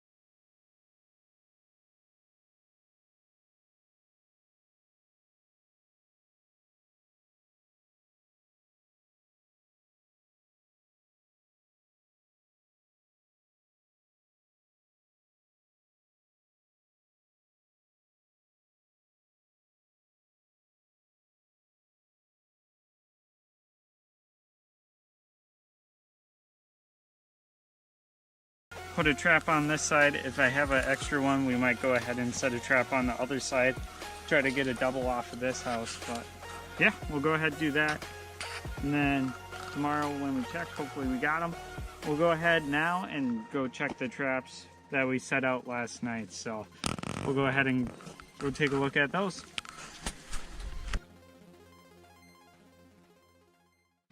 So we got 2 out of the 3 dog proofs here with a catch. So we got a raccoon in this one, nice size. He's been messing with that twig, so kind of keeps him from tearing up the trap too bad. And then right over here we have a possum. Not that big, but we'll go ahead and actually take him out as well, since we'll go ahead and use him for his pelt and his skull. So we'll go ahead and get these 2 dispatched and show you the after the fact. We made it out to one of the muskrat houses. So far we haven't gotten any. This one got chewed off, so we'll add a little bit extra line to make sure he gets down in there. He had a little bit too much time. So we'll go ahead and get this reset here for us. Hold the stake.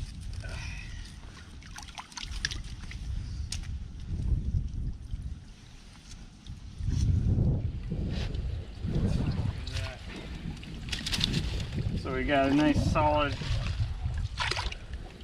back foot catch there.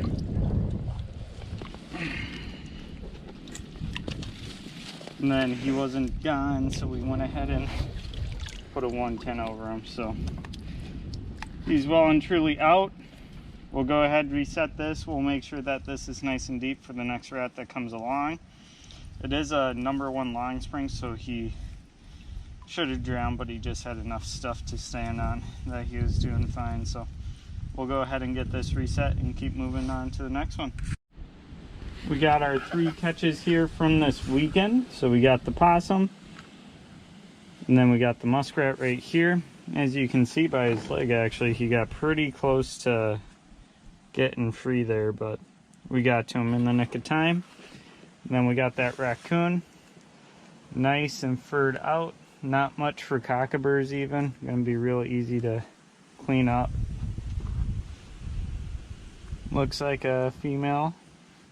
So yeah, should be a good condition, good color, nice and big. Probably a 3X. That's what I'm thinking. Nice tail. So yeah, we'll go ahead and get them all skinned out, and then we'll keep the skulls as well to do that portion with. Froze up a little bit, but most of the houses are still open water around them. So it looks like at the first one we got this nice looking rat right here, and then the other trap that was next to this one was just set off. So we'll go ahead and get these redone here. This looks like a pretty nice rat, you know, nothing too big, just average run of the mill. Go ahead, set them in our pack basket. I'm actually going to move this over just a touch, just so I know that they won't interfere with each other. So we got that.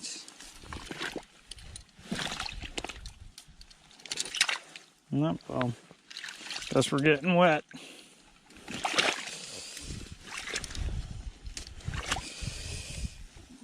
I'll actually pull it up first because there's a crease in it.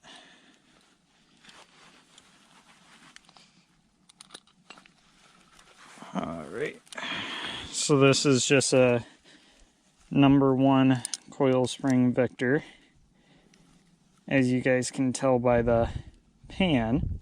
So yeah, we'll go ahead and reset this one and also the other one, and we'll move on to the next hut. Alright guys, so we're at set number 4. So the first set we checked, we got the average muskrat. 2 sets, we didn't get anything sadly. And then this is the 4th set here. And we got another nice, let's see, nice looking muskrat here. Got them in, I believe it's just a little single spring, yeah. Very good. Get them out of there. And then, yeah, he went ahead. This is a nice little V platform, so right around it, about 3 feet. I kind of cleared the way so it's nice and deep here, so they go ahead and dispatch right away. So this guy's ready to go in. We'll go ahead and reset the trap, and then we'll go ahead and get moving to the next set. Before we move on to the next set here, I just wanted to show you guys, this is the single spring that does not have a pan. It's just this little nub right here that gets set off. So he stepped on it just right and got it perfect. So it just shows you that any trap can go ahead and catch an animal as long as it's in the right place at the right time. So don't ever get discouraged if you don't have the best traps. So yeah, we'll go ahead, reset it just like it was before, and move to the next one. We're out here checking the traps. It's been 2 days since I put these out, so we're actually checking these on Thanksgiving here. Looks like we got a nice rat right here. Let's see, I don't want to get my gloves all wet.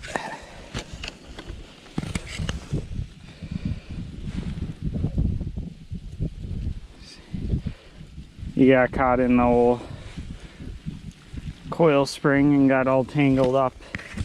So, worked perfect. I'm just gonna move my gloves all the way so they don't get wet when I toss them in there.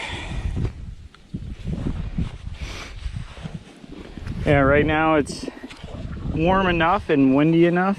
It's at 35 degrees right now, where the actual water isn't freezing on this pond so much, which is very nice.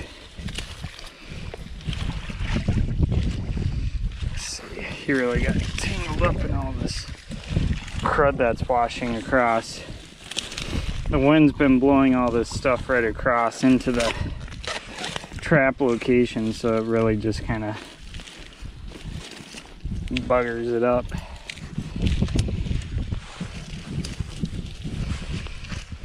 Find the trap here. That way we can actually pull all this stuff right off. Most of the sets that I put out are actually on the inside, so they're out of the wind. That way this doesn't happen, but this spot was just too good. I didn't want to pass it up. But we'll have to go ahead and clear all this stuff back out prior to putting this back, so we'll get them out.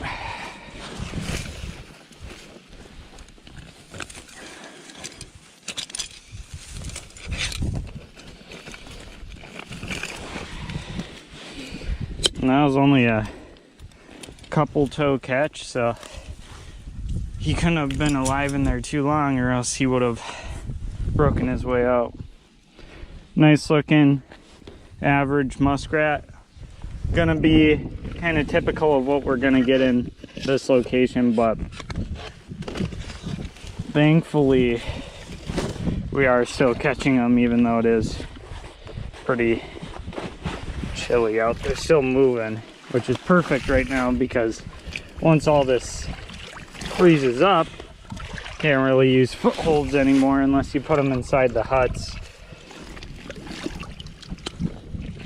Just get all that moved out of the way so it's not gonna interfere with the next one.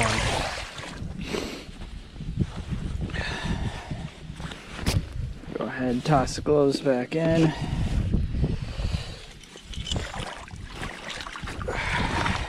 Real mucky bottom. Get all this pulled out. Yeah, let me know how your guys' season's going so far. Has your areas froze up yet? What are you guys targeting? Always love to hear that kind of stuff. See what everyone's going for this year. Since prices are pretty rough right about now. Right here, you can see they're running up to put more stuff on top of the house for winter. And then there's also this little path that they use to go sit underneath for protection and also eat. What we're gonna do is go ahead and actually put this trap right at like the intersection of that. So we're gonna move some of this stuff all the way, make it nice and good for a trap. So right there, they're gonna run through, they're gonna get caught. They come this way, they're gonna get caught. They try going up the ramp, they're gonna get caught. So nice easy set, one that you can check pretty easy. You don't need to tie it off to anything super big. Like all I have is a stake, been in the ground for a while. We'll push it down a little bit more, but always try to move your stake. At least for me, I try to move it more towards deep water. That way it helps push them that way, because you want them to go this way. You don't want them to just go sit back there. So yeah, we'll keep moving. Hopefully we got a couple more in the traps. This little bit of a warm spell that we're having hopefully drew them into running around a little bit more chances to catch them. So we'll keep moving on. Checking the next house. Looks like we got a average rat here, just completely destroyed this area. To be expected from them. Let's see what we got here.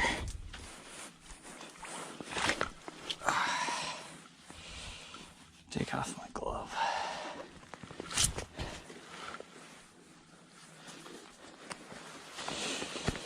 See how big this guy is. Oh, my glove came off. Kind of,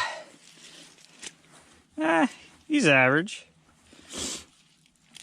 We're getting a solid average out of this area. Yeah, they're all moving around right now because they're in panic mode. The water's going down. They're like, oh geez, half of our huts are not even in the water anymore. We need to get moving. Rightly so, they do. So that's kind of what we're helping them out with. We need to catch as many as we can before ice, because that's when a lot of them are going to die, just because there's no water left. This side might stay open with the runs, but the other marsh definitely won't. This one, depending on how cold it gets, it might. Let's see here what we got. Do we got anything?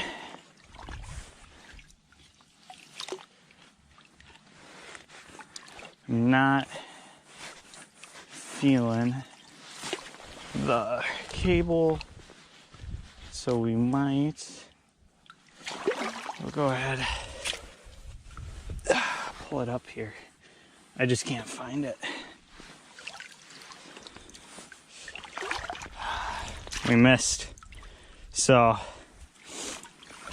they're here. They're moving a lot. So we got a lot of chances. This is kind of one of those days that it might even be worth coming out 2 times a day if you have the time. I just don't. Once in the morning, once in the evening, just to try to catch these guys while they're moving. So I'm probably, let's see. I'm gonna see where the best side would be. We'll go ahead, make a nice little safe cubby for them right there. Just push the stake down in this nice deep water. Just like that. That way when they get caught, they run over here. dispatch right away. We'll get some of this stuff off so I can actually see the dog.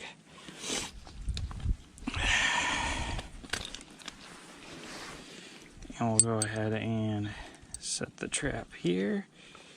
Lift the pan up to meat. Got that. We'll set this right in that cubby. They're gonna go up there to eat. Good protection for them. So they're gonna love that area. Boom, get caught. Or they're gonna just be running along close, get caught. We'll move on to the next for you guys. At the next hut here. So this is probably maybe 20 yards away. I can see fur floating right here. Means we got us something. Get this pulled up. Another average looking rat. Using a 1.5 on this one actually, so he went down for the count real quick. Good areas. You just need to know where to set. Just set where it looks like they're coming up to put more stuff on the houses. Or if they're sitting under something. They sit on down trees and stuff like that. Real good places. You can also use 110s on these. Put them slightly in the water with like a carrot on them. They'll get caught by that. Pretty easy to catch these guys. Looks like there's actually leeches in the water, so which is to be expected. This nasty stuff. We'll go ahead and get this reset for you guys.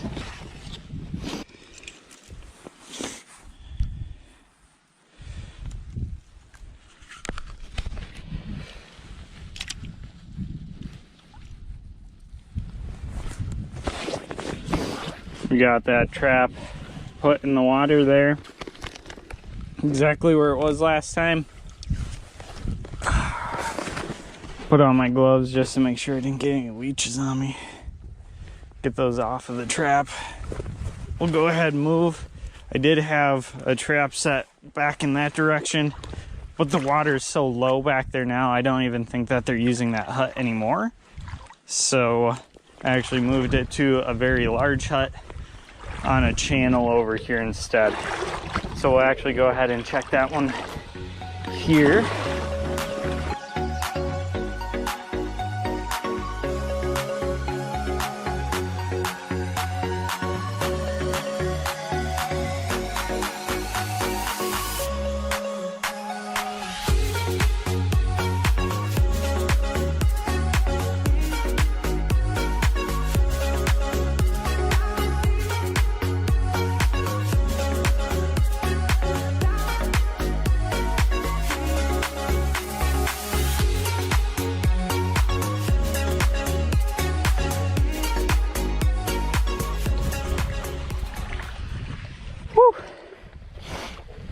At this next set here, can already tell we have something because all of that damage over there.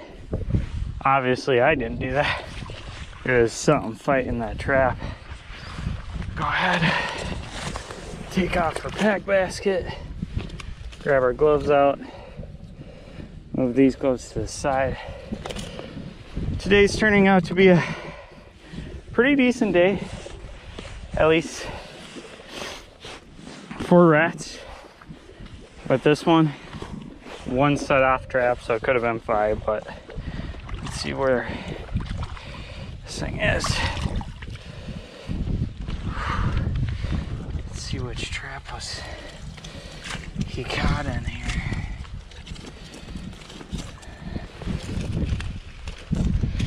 This trap is still set that I had right over here, going up on the house. Go ahead, put that one back in. And we'll actually find, oh, moved it. Grab this guy. Get all this stuff out of the way for us.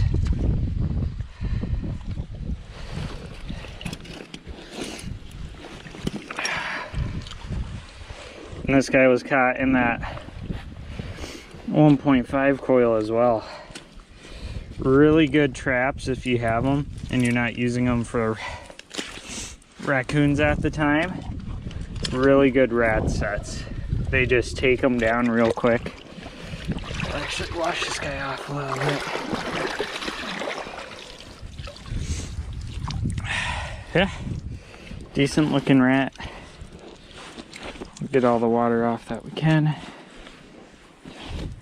Always try to dry off your fur the best you can. I always put them in the back of my truck on the way home so they get air dried pretty well. Another average rat, you know, they don't call them average for nothing, you know. You're gonna catch a lot of average looking rats just because that's what's around, you know. Hopefully we'll go ahead and actually catch a nice big one for you guys here sooner or later. Go ahead and make sure this looks good. It looks fine. That looks good.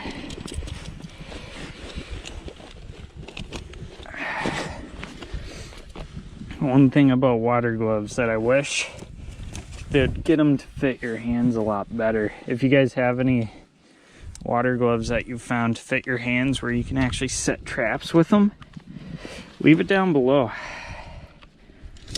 Because those I can never set these traps with just because they're just so bulky. This trap was just set right over there. I'll actually go ahead. Now that I got leeches on my mind, I'm a lot more cautious. I thought it might have killed them with that last cold spell, or at least put them into dormant status. Well, apparently not. This trap was just set right on this side. They just run right along, snap, get hit, go ahead and drown. We'll move on to the last set. I don't see any disturbance over there, so I don't have high hopes.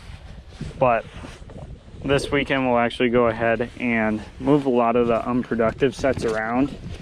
No point in having them in the same place if they're not going to connect. We're back at the truck here. Figured I would show you the day's haul. We got the 5 muskrats today. Didn't have any DPs or anything like that out since I wasn't checking them daily, so just had those set off. We'll go ahead and reset those for this weekend and then go from there. But yeah, 5 rats for 2 days for the traps that we had set out is pretty good, I would say. Well, mostly average rats. This one's the biggest right here. But yeah, I would say that's pretty good. I'm happy with that. If you guys have any questions or any comments, feel free to leave it down below. As always, let me know how your guys' season is going. I really enjoy hearing about it. What are you targeting the most? How many have you gotten so far? Welcome back to another one. So I'm not sure if this is going to be its own video or not yet. It'll kind of depend on what we have going.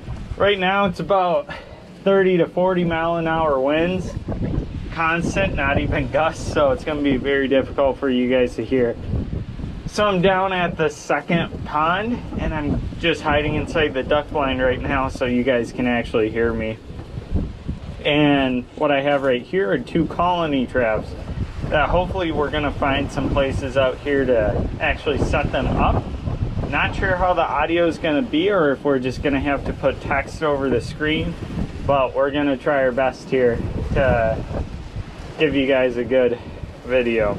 We're going to try to set these up as best as we can. It's going to be difficult since all the ripples are going to hide the runs pretty well, but I figure we'll go ahead and set these out in the actual trap line that we currently have. I'm leaving the other half of the pond completely undisturbed for right now, and we're going to hit that side hard for ice trapping using colony traps and 110s. We might even set some of the muskrat huts, but you got to watch your regulations for that as it's not legal in every state. But yeah, we'll go ahead and get started, see if we have any actual muskrats in any of the traps, and then we'll also go ahead and get these set up if we find any good runs.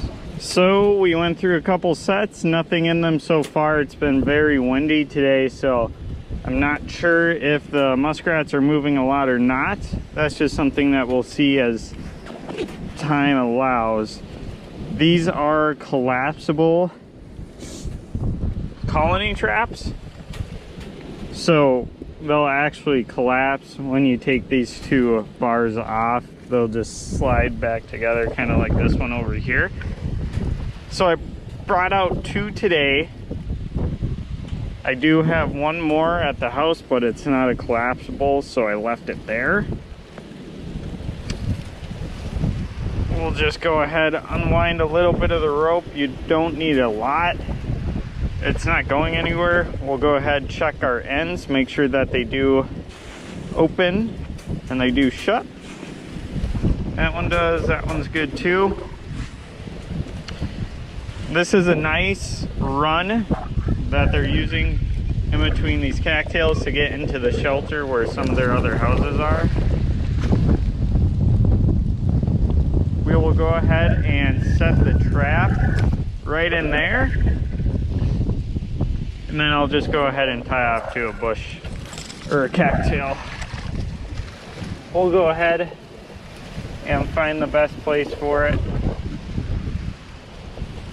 Because of how deep this water is, it makes it a little difficult because there's so much muck on the bottom. Might need to move some stuff around here. There we go. Make sure our end's still open, just like that. Perfect. The whole thing needs to be underwater, so they do dispatch. And then we'll just go ahead and just tie it off to some cattails. Not like it's going anywhere anyways, but just good policy to have. Grab our gloves back out because it's actually freezing outside right now. And I just wanted to get one of these colonies out in one of these spots to block it. So this whole side's blocked off because of all these cattails on this side. And we'll actually block off this one with just some cattails as well. So they have to go through that colony if they want to get back in this little cubby. We'll go ahead, keep moving, see if we find another spot for this other trap. This is nice clean water, nice open runway. We got multiple big houses.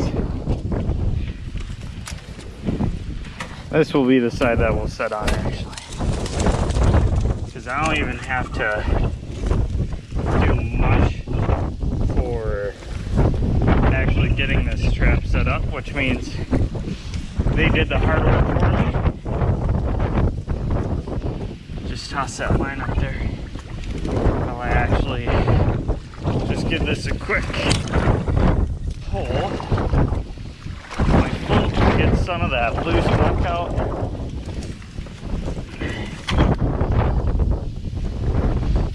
Let's see here.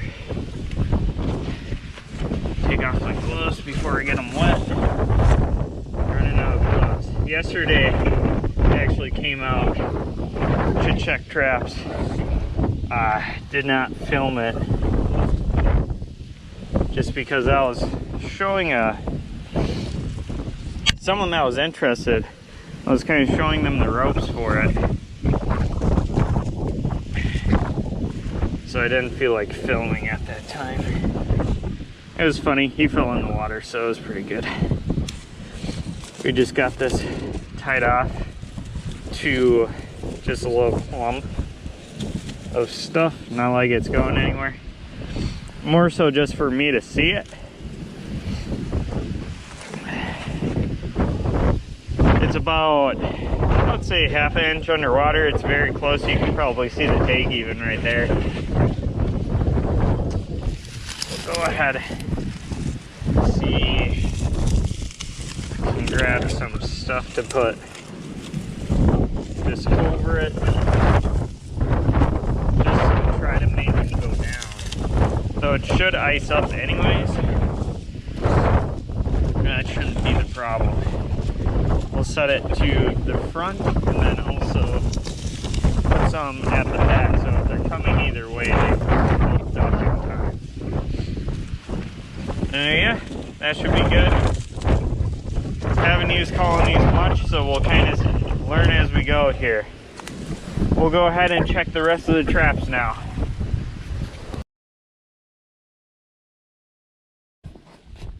Got it all chopped out.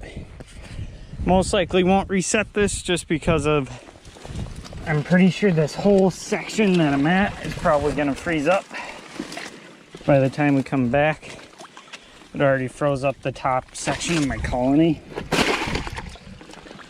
I'll just leave it out for right now until we find a good run on the opposite side, and then we'll probably go ahead and set her in. Worked perfectly. Rat came in, tried to get back out, got trapped in. Nothing was really coming through this side, I don't think. So yeah, good healthy size rat. We'll go ahead, get him unclinched there. Just kind of holding on with his teeth.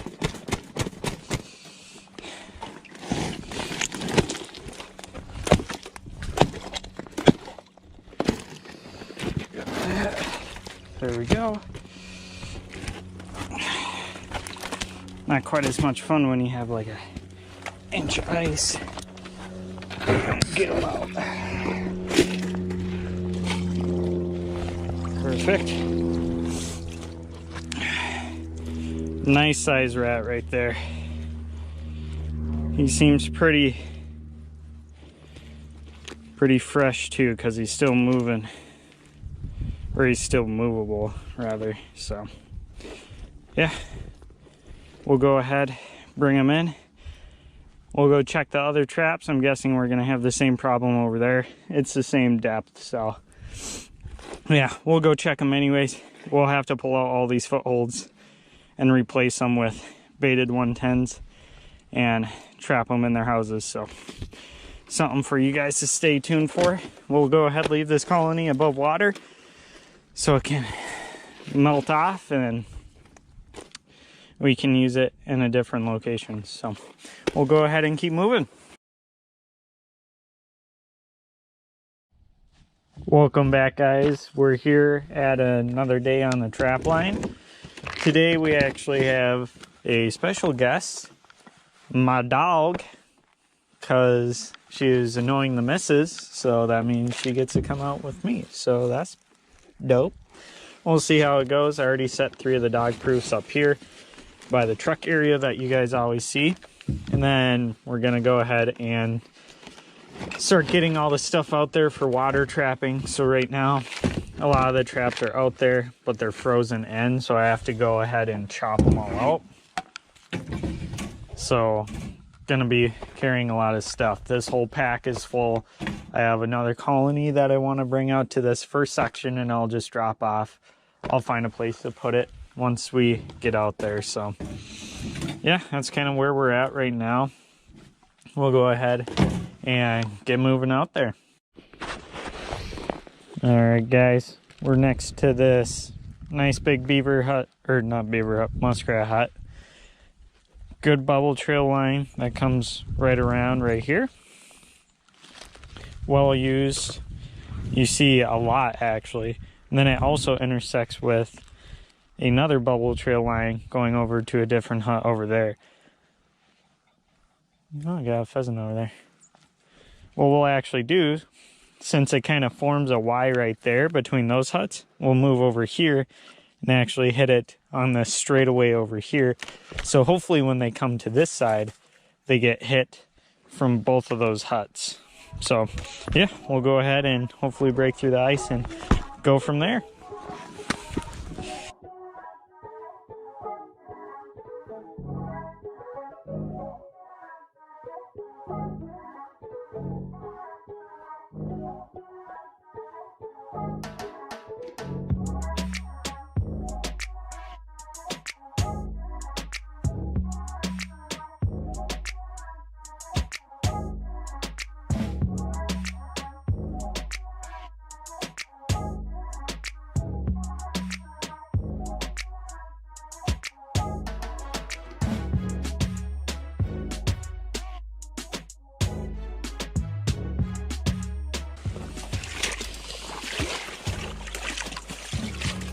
We got that all cut apart. We'll make sure here that our doors work. There we go. Sometimes they just get a little off center after a while, so we'll make sure it's all set in here. Those doors are working perfect. And we'll go ahead, work this down. It's not a very deep run.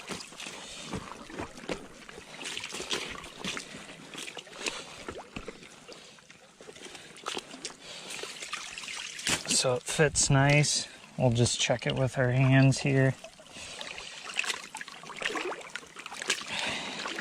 Always be careful when you're out here on your own.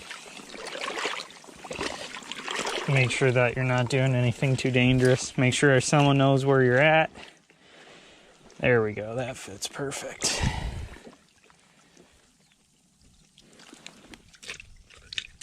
And those doors work. I always check once you put them back down that they go up and down, which they do.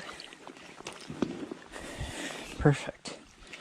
So this one's all good. I have the string coming out just so I know where it's at. We'll go ahead and see what else we can get in today. It's getting a little late and I don't feel like being out here with the dog anymore. Been bugging me, so we'll go ahead, see if maybe we can get another colony in somewhere, but we'll go check and see. Whew. We're at the next spot.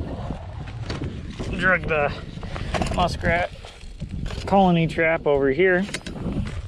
Dog's still here. Well, she has fallen, but she's still alive, so don't worry. Really nice bubble trail here, so they're running from these houses. And then they're also running along the shoreline and coming out past here. What I'll actually be doing is trying to catch them when they come out here, just because that's the easiest spot for me to put it. I might actually put it up there. Now that I'm thinking about it, really slippery ice. Yeah, probably up here is what I'm guessing.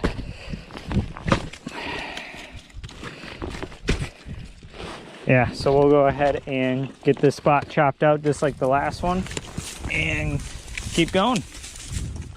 We got the spot ready to go. Make sure the doors work on the colony. They work perfect. We'll go ahead and set her down. We'll recheck the doors. No point in putting it in and not checking the doors, because then you're just missing out on an opportunity. Both are working. That'll be good. And then just to set something on top, I'll put that ice right there. So yeah, this one's all good. I'll leave the line out so I can see where it's at, but I'm not worried about trap theft or anything. We're in the middle of nowhere, so yeah, we'll go ahead and see if I can find a spot for one more. It'll just be a colony trap day right now. Just not feeling putting stuff inside muskrat houses yet, so a lot of work. We'll keep her going. We're here at the last spot. This is that let's make sure you guys can actually see. The two muskrat houses right next to each other, really big. This should be a really good area. And then there's this one hut right next to it, probably 5 feet apart. Those are literally touching. And then there's one right out in front of them. So this is going to be a high density area. Sadly, I only have one colony trap left. I only have 3 total. I'll go ahead and put it right here. So this is the, before I fall in, this is the run that they've been using to get from these 2 huts over to this one hut. Should be a really good place. A lot of bubbles right here, so this is probably where we're gonna hit them. If not, there might be one on the other side, but we'll go ahead and get started here with chopping.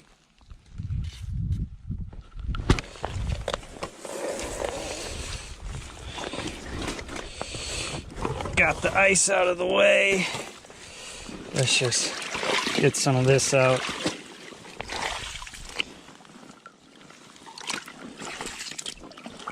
Let's just take a look at what we're working with here.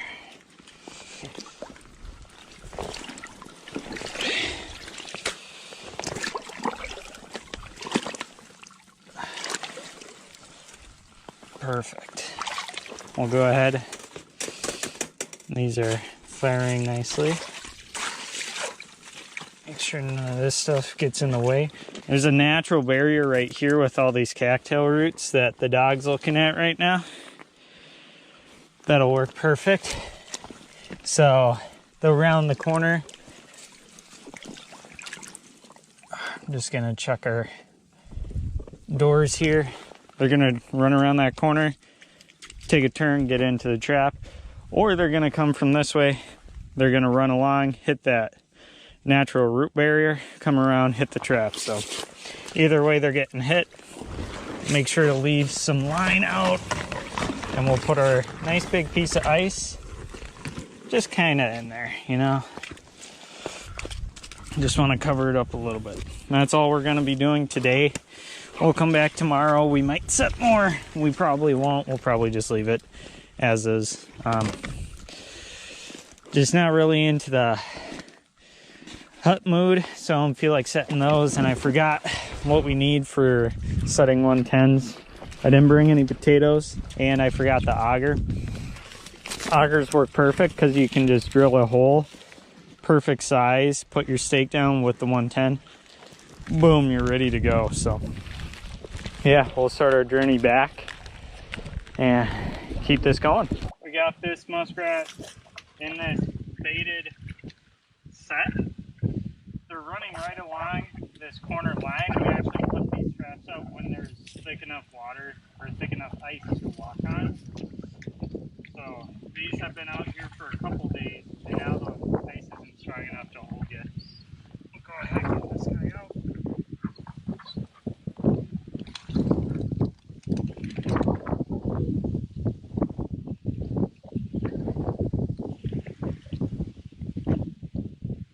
And thankfully he left the carrot, because I didn't actually bring spare carrots. They're all over in the duck blind over there, and I don't feel like walking over there. This whole time, we brought out the dog since the wife wanted the dog out here, so we'll go ahead and see if she brings us good luck or not. She already got us some muskrats, so.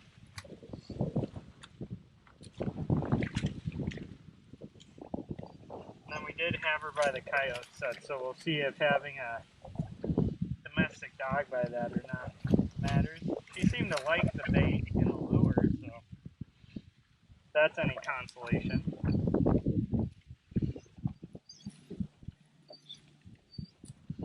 And we'll just go ahead and set this right back where it was.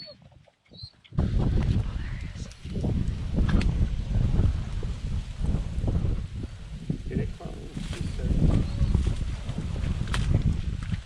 Oh, I see him. Yeah.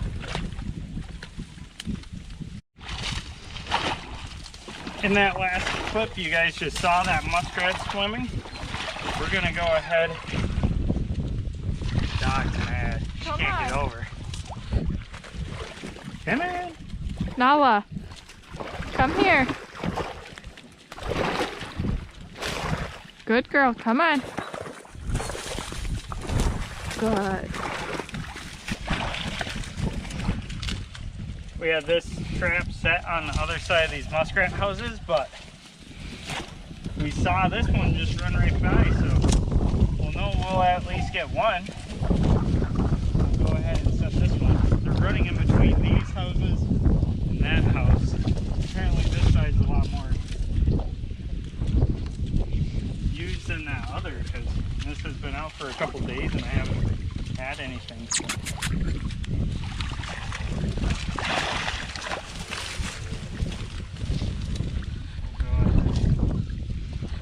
They're just using this little slot right here to run through. We'll take that to our advantage. We'll set this down nicely. Make sure these work. Set it down a little bit more. That's perfect. Got the ice cleared away so it's not going to interfere. If they ever come from these two out to there, they'll hit it from this side for sure. Yeah, it's sticking out a little bit, so anything coming from this area is not going to hit it. You're not going to get everything, but then also you have it where anything coming from this side is going to be running right along this side right into the trap. So you're hitting the most used highways in here, but you're going to be missing a little bit, but well worth it. We'll go ahead and keep going.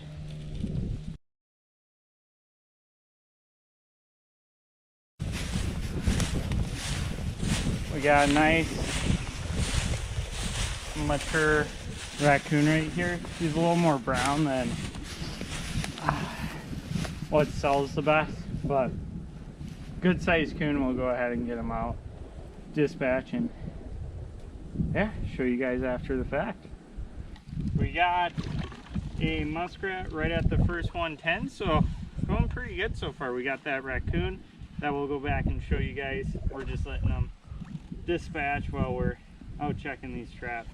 Nice, probably on the small end of muskrat. It's not anything terribly big, let's be honest, but it was just right in one of their runs. You can see all the bubbles running right here. This is a really active cove, and yeah, carrot's still on there. No one came back past him and jacked our carrot, so that's a plus.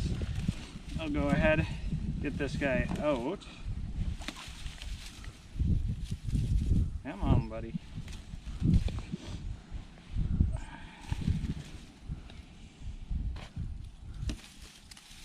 we go. So, not a huge muskrat by any means, but nice to get him out. Anyways, he's still decently warm, so he hasn't been out for too long. We'll go ahead and get this reset right in the same spot and see if we can get another one. So we got another faded 110 and another run. If you guys can see over there, we have the other 110, what, 20 yards away. So we're hitting this area pretty hard. We're gonna move all this ice away here so it doesn't break the stick when I pull it up. I could already see this guy before I even took the ice out. Much better. We'll go ahead, take him out here for you guys. Now this is a much more so average rat, I would say. Go ahead, just kind of show you guys the size comparison, because it's really difficult with muskrats for you guys to tell just on film. Look at this little baby boy, or even the tails stay pretty much the same no matter how big they get, but the body, this is much better. This is probably a medium to medium large rat, whereas this is small, obviously. So we'll wash them off a little bit. Sadly, we have no snow to actually give them a good dry. And we'll we'll go ahead, take this, and we'll reset this here.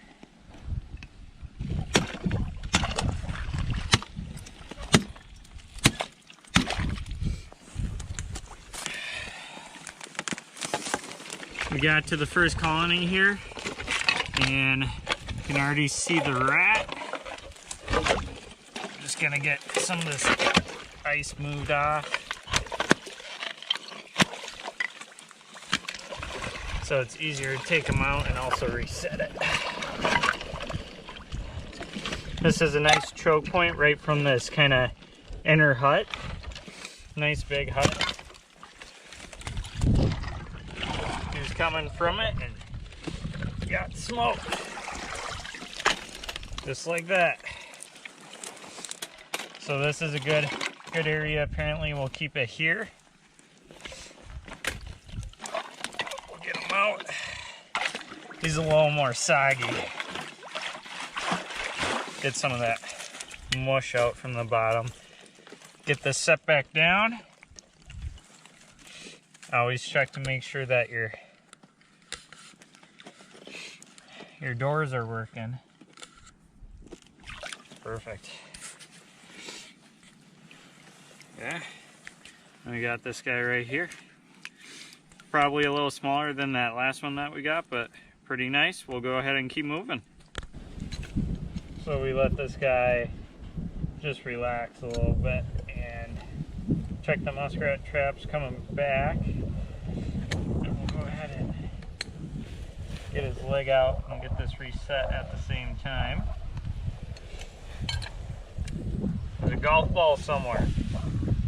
Who knows where? I'll go ahead, reset this.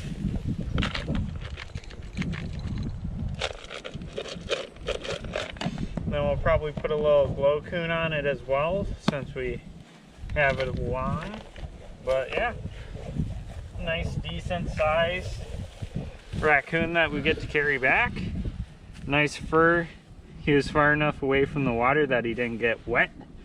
Makes it a lot easier to skin and all that. So yeah, we'll go ahead and keep checking traps. We got the day's catches right here. Got the 3 muskrats, probably a large, medium large, and then a small right there. And we got our 1 raccoon for the day. Didn't have any others, unfortunately, but this is a nice big coon right here.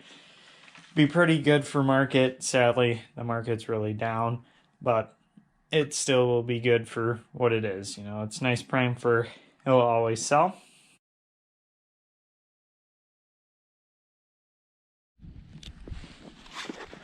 Back out checking traps. So far at this property, don't have anything. What we're gonna go ahead and do is reset this colony at a different location, because right where it wasn't hitting anything. Let's see.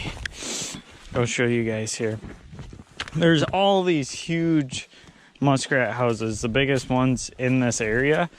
And we had the trap right where we watch muskrats run right here. They didn't like it. They wouldn't go through it. So decided to pull that out. And today I just saw muskrats running right here at this location. What I did is put in a 110 baited with a carrot, just because that one wasn't seeing a lot of action since it just got 1 out of it. Figure might as well move it around, you know, no point in keeping it in the same place.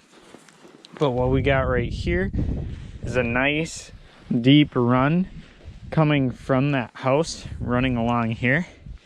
We're gonna go ahead and set this colony trap, because this is a smaller colony width-wise, which I don't really prefer, but this will fit perfectly in that run without disturbing it. So that's kind of the main thing. We'll go ahead and get moving on this.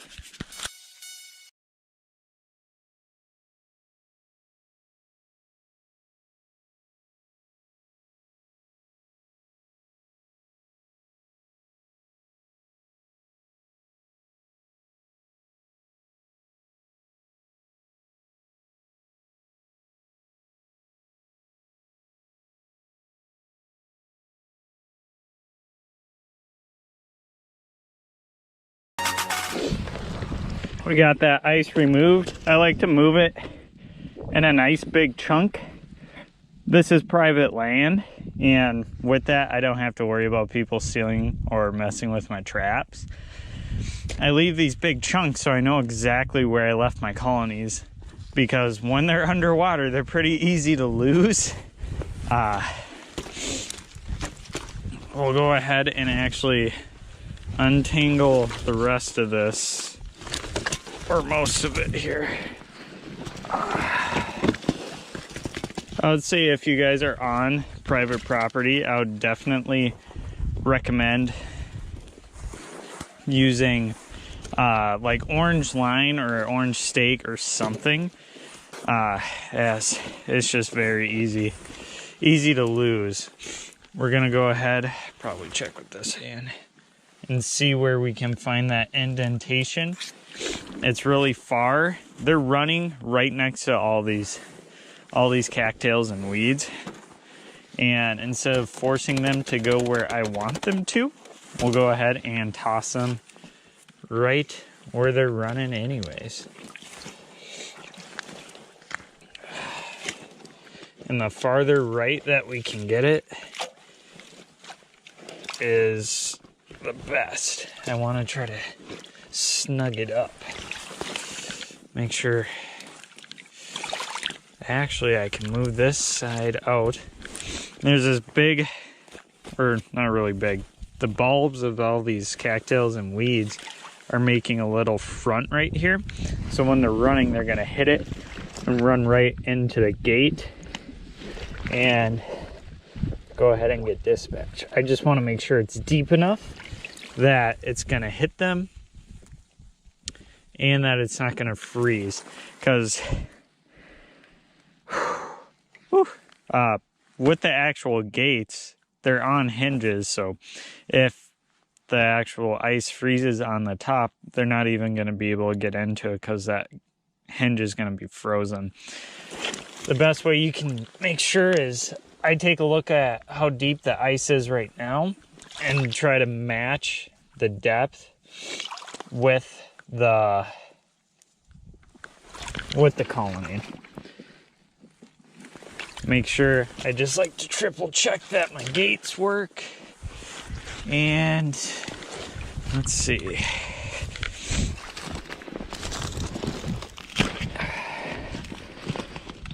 Just for preventative measures, we'll just take this and toss this right on the side of the gate so it holds it firm in case you get a big rowdy boy in there. They aren't gonna move it. Not like they'd move it anyways, but yeah, you don't really need much for muskrats, you guys. You can really make a lot out of a little. You guys saw that I literally just used a machete because I don't have my hatchet with me, and it worked just fine. Yeah, once it gets a little deeper ice, then probably gonna have a problem, but just how it goes, and we'll play it as time allows. But yeah, we'll go ahead and keep moving down the line.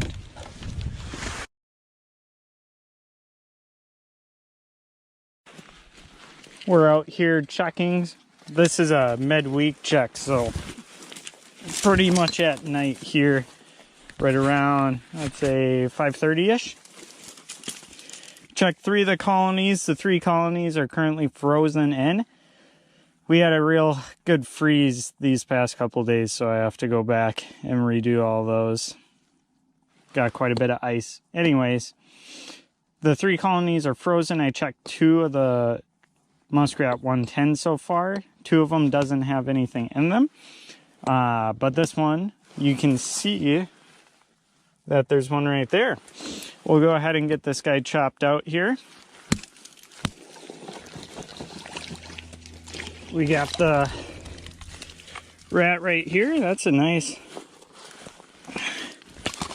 size rat.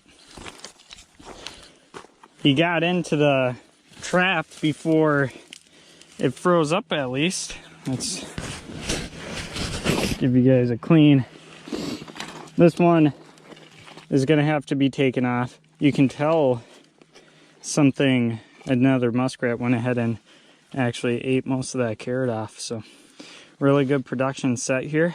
We'll see if I can get them off. If not, I'll bring it in to thaw and get a reset, and we'll keep moving on. We were able to get this trap reset and got that muskrat out of there. We'll actually go ahead and I'm just gonna clear out some of this stuff just so nothing triggers it. And we'll go ahead and toss it right there. I just have it sideways. We'll toss this right back in, making sure that it's underneath the freezing line. That way it hopefully won't get frozen back in. We'll go ahead and check the last trap. It might have something, maybe not. So we'll just keep moving. Got one here in the DP at this barn. So the farmer has us out here trapping just to get them out of the barn. So yeah, just a nice medium-sized raccoon. We'll go ahead and get them out of here since the farmer doesn't want them here. So yeah, we'll go ahead and get that. We got to the location by the river that we're going to be setting a trap. Right down there, there's a lower walkway that they use, and then there's also this upper one. But right here is where it first starts getting to that lower section. So we'll just start up here so that way we're hitting both of the entry points. We just have this little stump. I broke a couple other logs around it just as a natural block off actually. And we'll just be using a bridger trap right here. So we'll clear away some of this, and we'll probably even use some of this as a backing as well. You don't need too terribly much because they're going to be running near the river anyways.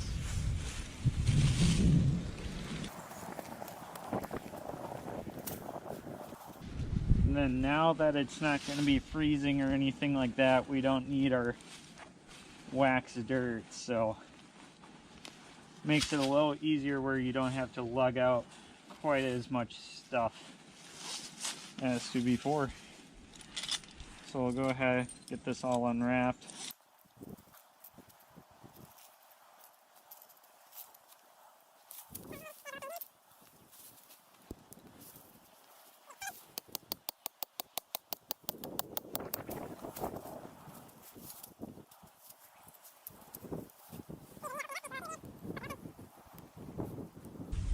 And then this bridger was modified a little bit in case you catch any coons or anything like that.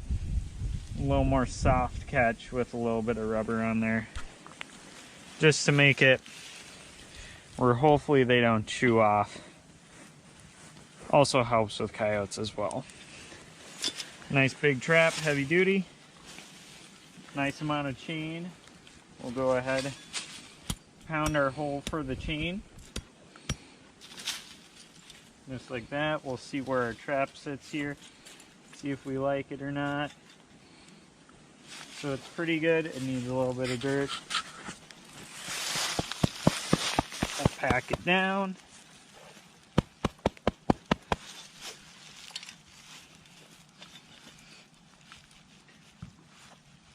Just like that.